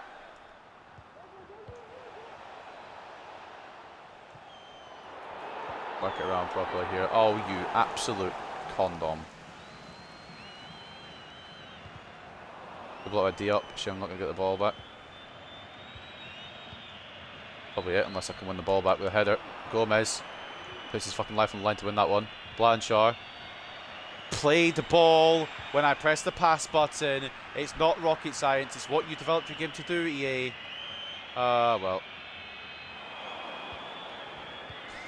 Just doesn't even go to Contreras either. Doesn't even... And I think Duncan just tried to dive out the way that one. Oh, cool. It's a shit show. It's an honest shit show. We've lost. We've lost. We're not going to win every game, but I'd like to win the games that I deserve to win, and that was one of them, honestly.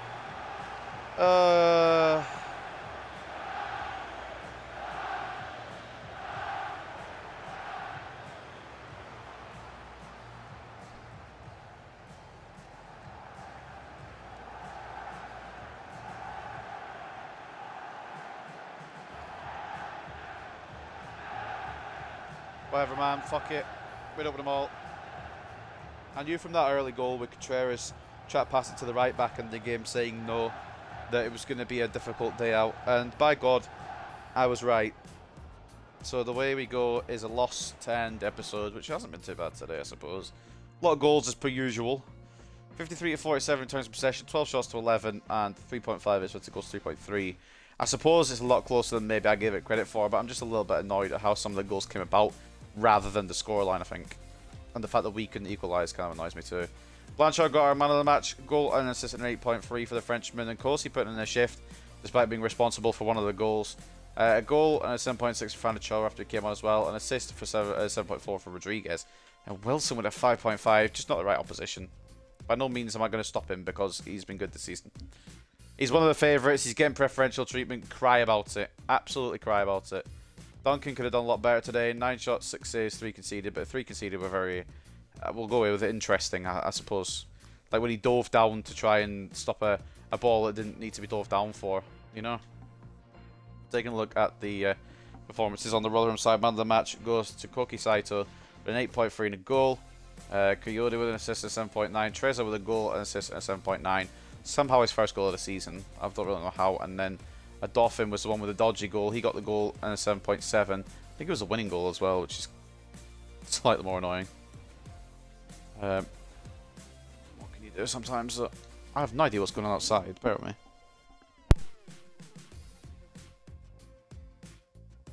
There's a tractor outside, out the back of the house. Parks living in the middle of nowhere.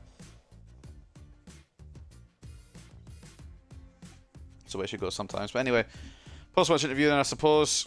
And then we'll go over the biggest deals.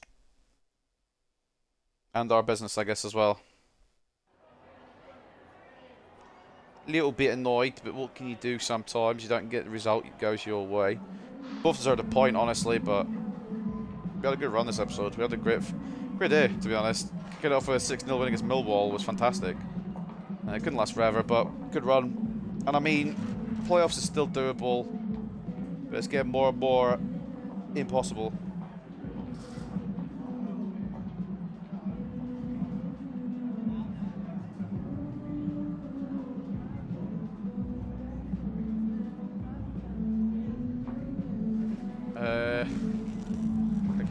mistakes, honestly. I'm going to bring the morale down slightly. But defensively, I'm going to fucking get pissed off.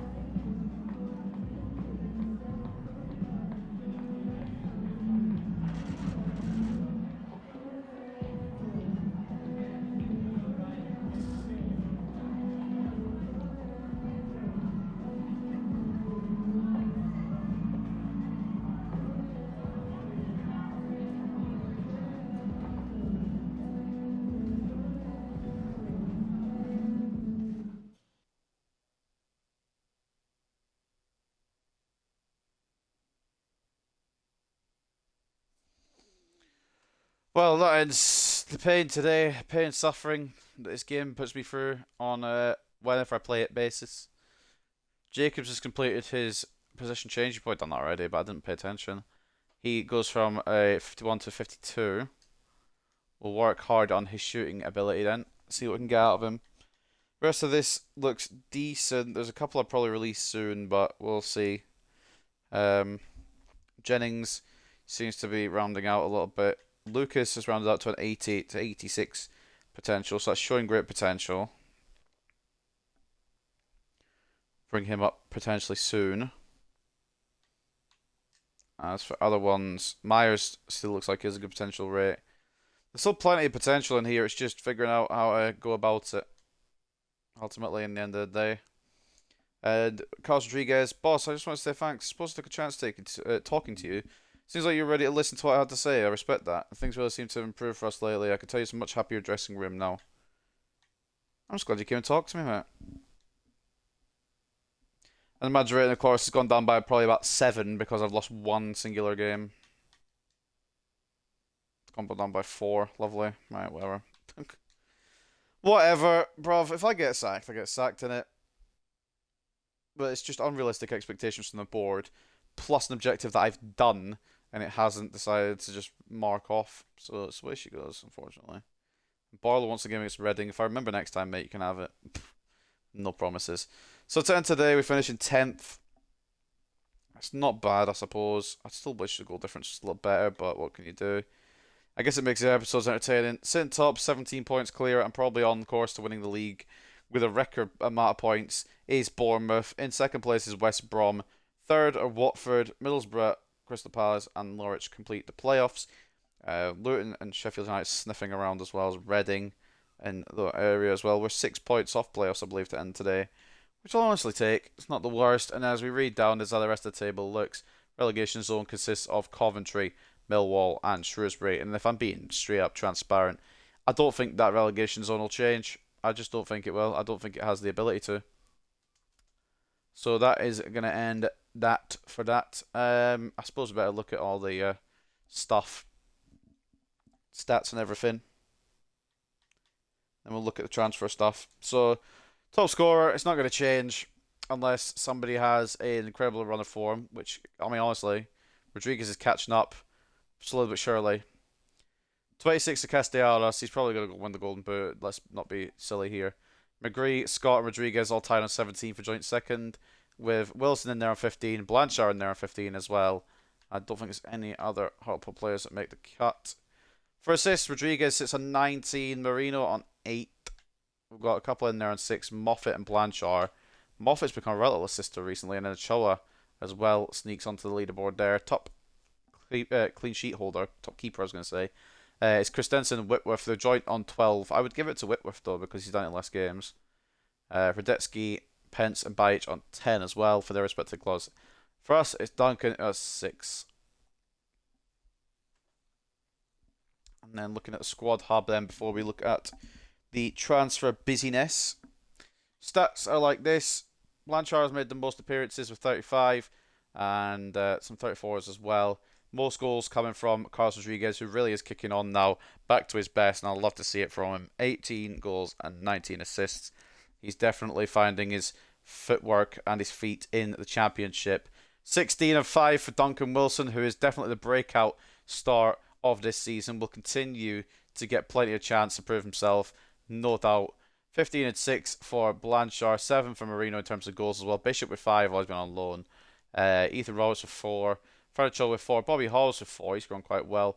Jack Cochran, Jackson Barlow, Fernando Maresca and Harry Howell all have 3 goals as well. Maresca pretty clean in that first game, but couldn't really find anything in the rest of the games. But I'm not letting him be dragged down by those because he was very good against Millwall. A goal each from Malanga, Pearson, and Austin, who are all on loan at respective clubs: Palace, Luton, and Bournemouth. He'll go up with them at this point. I think at this rate anyway. A goal and 2 assists as well from Quigley.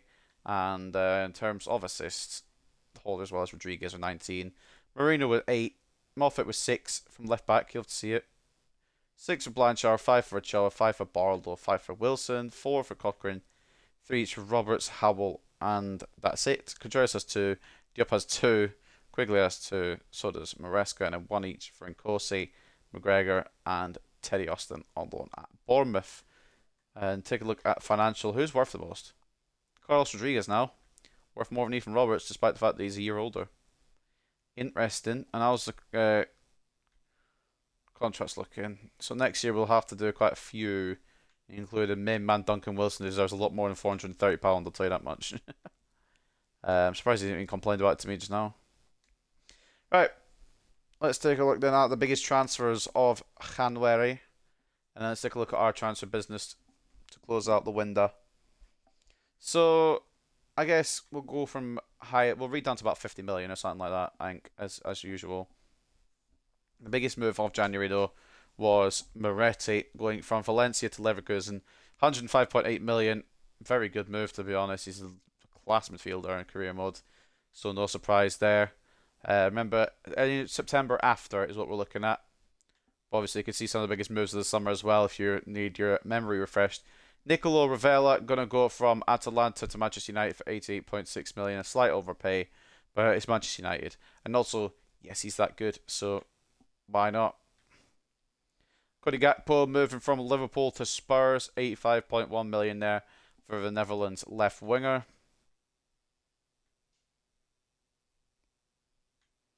Did you read down here? Wahi has been agreed. There might still be some that come through, but I'm not checking again just for the record because I can't be bothered. And one here that's going to go through in February, but actually go through in the summer, is Elie Wahi from Real Sociedad to Manchester United for 76.8 million. I'm just continue to read down. Sven Botman moving from Fiorentina to Manchester City at 74.2 million. He looks like a class defender at this point in career mode as well. Alberto Malero from, was it Osasuna? Las Palmas to Liverpool, 72.2 million. That's a cracking deal that Liverpool have pulled off there. I'm assuming contract expiry or something. Lucas Sucic, he moves from Feyenoord to Inter for 71 point nothing million, 71, straight 71. Facundo Farias going from Marseille to Brentford for 69.8 million. A good striker in career mode as well for anyone who's looking to pick one up. As I continue to read down, Marquinhos moves from PSG to Inter, which is an interesting move. 67.5 million for the Brazilian defender, who's still at 90, still fantastic. Still plenty of time for him. Time is definitely on his side. So continue to read down. Kenneth Taylor going from Rennes to Arsenal, 65.3 million. Good move there for the Arsenal, but not what I'd like to see because, of course, they're Arsenal. Guiri leaving Spurs for Atalanta on deadline day for 65 million as well. As I continue to read down, like I said, I'm going to read down to about 50 million. Honestly, it probably goes all the way down to 50 million. Guendouzi leaves Atletico Madrid for Leicester, 63 million for him, 86 rated at this point in career mode. Willie Nonto, 60.5 million from Leeds to West Ham. Or Wilfred Nonto, sorry, not William. My apologies. Good move there for the Hammers, though. Mateus Nunes goes from Napoli to Marseille, 58.5 million, obviously. A new Manchester City player, IRL. Josip Sotalo goes from Stade Rennes to Wolfsburg, 58.4 million, decent deal as well. Kjærgaard going from Salzburg to Stade Rennes. He is a good player eventually. I'm assuming he's like 82 rated or something. 58.3 million Rennes paid for him. Palacios will move from Marseille to Atletico in the summer for a fee of 58.3 million as well. Good signing for them. And I don't know how many more do I have to read, bruv? Any more? Was that a regen I saw? Yeah, De Oliveira. That's the Thiago Silva regen. Keep him on the short list. Not going to go for him anytime soon, but we'll just keep an eye on him. And thankfully, I know he went to Hellas Verona, but at least he left Rangers. Benjamin Sesko. Lucas Paquetá going from Leeds to Manchester City. Realistic, considering it was linked to Man City in real life. Never actually ended up going. 53.3 million there for the Brazilian. And then I think that's it, innit? Cool, bet. We'll also take a look at Hartlepool's transfer history this season. Just do a little go over, because we probably won't do much more. We'll probably do a couple more sales, but you'll see them as they happen.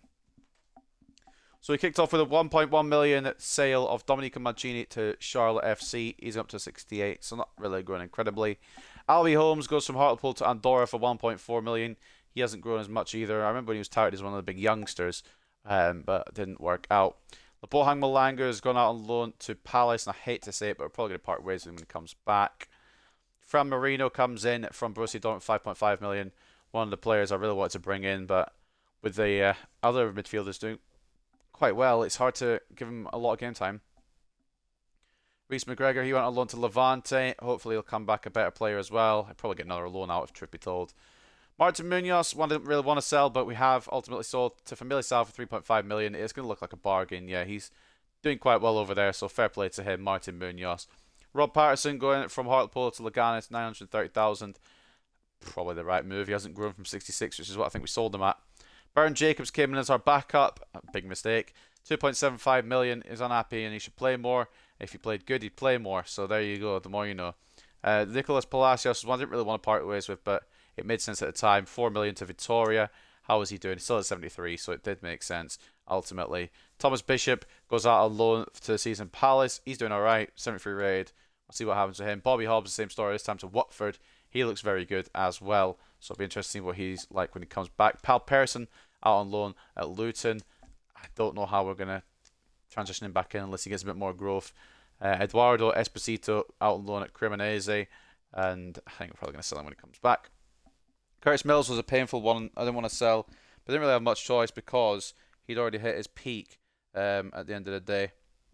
So ultimately, not great. 3 million, and yeah, it was a smart move on our part, but I just wish he hadn't hit his potential so early, you know.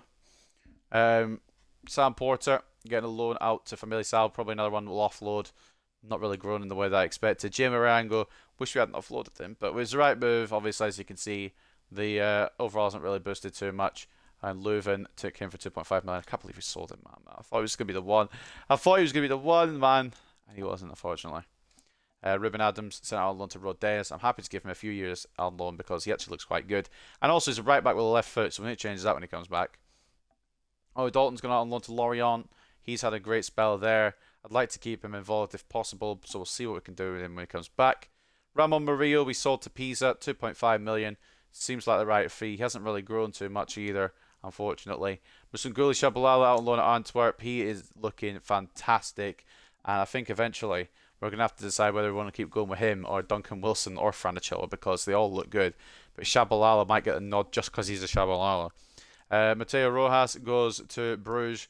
1.4 million. Smart move, I think, ultimately. He takes potential, and I don't think we've lost much there in selling him. Luca Carpenter going on loan to Galatasaray. He always seems to look like a very good player, but we haven't really seen the best of him yet, and maybe if he keeps going well, we might see some of him down the line. Linus Isaacson, just too many midfielders, was the reason we sold him here. Benevento took him for 1.4 million. Looked like a good move, so not too bad there. Hugo Hansen out on loan to Fulham. He looks good as well. We're going to have to make a choice for some of these wingers, though, legit, because we're going to have too many. He does look very good, though, doesn't he? Mariano Martinez, we sold him for 4.5 million to Royal Antwerp. I wanted to sell him for a bit more, and it looks like a bad decision on paper because he's actually done quite well. But we can't keep all the wingers, unfortunately. I wanted to try and get 5.5 million for him, but I entered the wrong number because I'm an idiot. Marius Thomas, another one I wish I hadn't sold, but another one probably the right time to sell. He's gone to Anderlecht. He's actually boosted quite well to 74, but I think that's probably his potential. He didn't have much more potential in him, unfortunately. Vicente Ojeda has gone out on loan to Girona. He looks good, 76 rated. It's just the overflowing positions we have. Who do we put on the right wing, Barlow or Ojeda? That's the thing. We'll have to figure that out at the end of the season. We're going to have to pick one. Jesper Carlson, I think his name was. It was, yeah, he's gone to Rodez on loan. Looks alright, we'll keep an eye on him. Shane McDonald moved to Petrol Lol. I wish we hadn't had been able to. I wish we didn't have to. Like, his potential could have gone through the roof, but it didn't, unfortunately. He would have been such a fun defender to use long term. But not to be, unfortunately. Mariano Vergara out to Alanya Sport, 1.45 million. This was an unnecessary one. He hit his potential, I think, if I remember correctly. And he's a right back with a left foot. So I think that probably is where it went wrong with him along the way. Gordon Simpson, didn't want to get rid. Honestly, probably could have been something half decent, but just another winger. He went to Alanya Sport for 1.9 million. We brought in Fernando Maresca to open the January transfer window. My God, was it worth it already? He is going to be a very important player as we continue here. We also sold Ramon Alonso to SC Braga, 2.25 million. He'd hit his potential, so it was the right move. And hopefully he succeeds over there. Prince Ibrahim looks very good. 6'6". I don't know what his potential is, but like, just because he's 6'6", I want to keep him about and name. So we'll see what happens with him. George Higgins, he's been loaned out to Rio Ave, already grown up into overall, and he's got good potential, so he might be the long-term replacement goalkeeper. But for now, we're just going to keep loaning him out until he's available to be used. Duman Kosi loaned out to Dusseldorf. He looks very good as well. But again, it's just a matter of having too many players in these positions, so I don't really know what we're going to be doing with all of them. We'll figure it out in the summer, but looking good just now. Duman Kosi on loan at Dusseldorf. Teddy Austin just gone out on loan there to Bournemouth. He is probably not going to grow up by much. I think he's already at his potential. We did sell Jake Tomlinson as well just there. He's going to go to Casapia in the summer for 1.7 million. And then Evan Maguire, he'll go through in the summer as well on a loan deal to Cremonese. So that's the business done. And I think that is the episode done. We'll just take a look at the news stories and then we'll boost off, I think. Crucial Dolphin goal, seals Hartlepool defeat. It was that stupid goal that won the fucking game. Of course it was. Dolphins' crucial last goal helped his team seal win against Chablal's men. Arsenal beat Leicester. Chelsea beat Birmingham. Has Ramon Alonso settled into the Braga squad? I hope so, for his sake, man.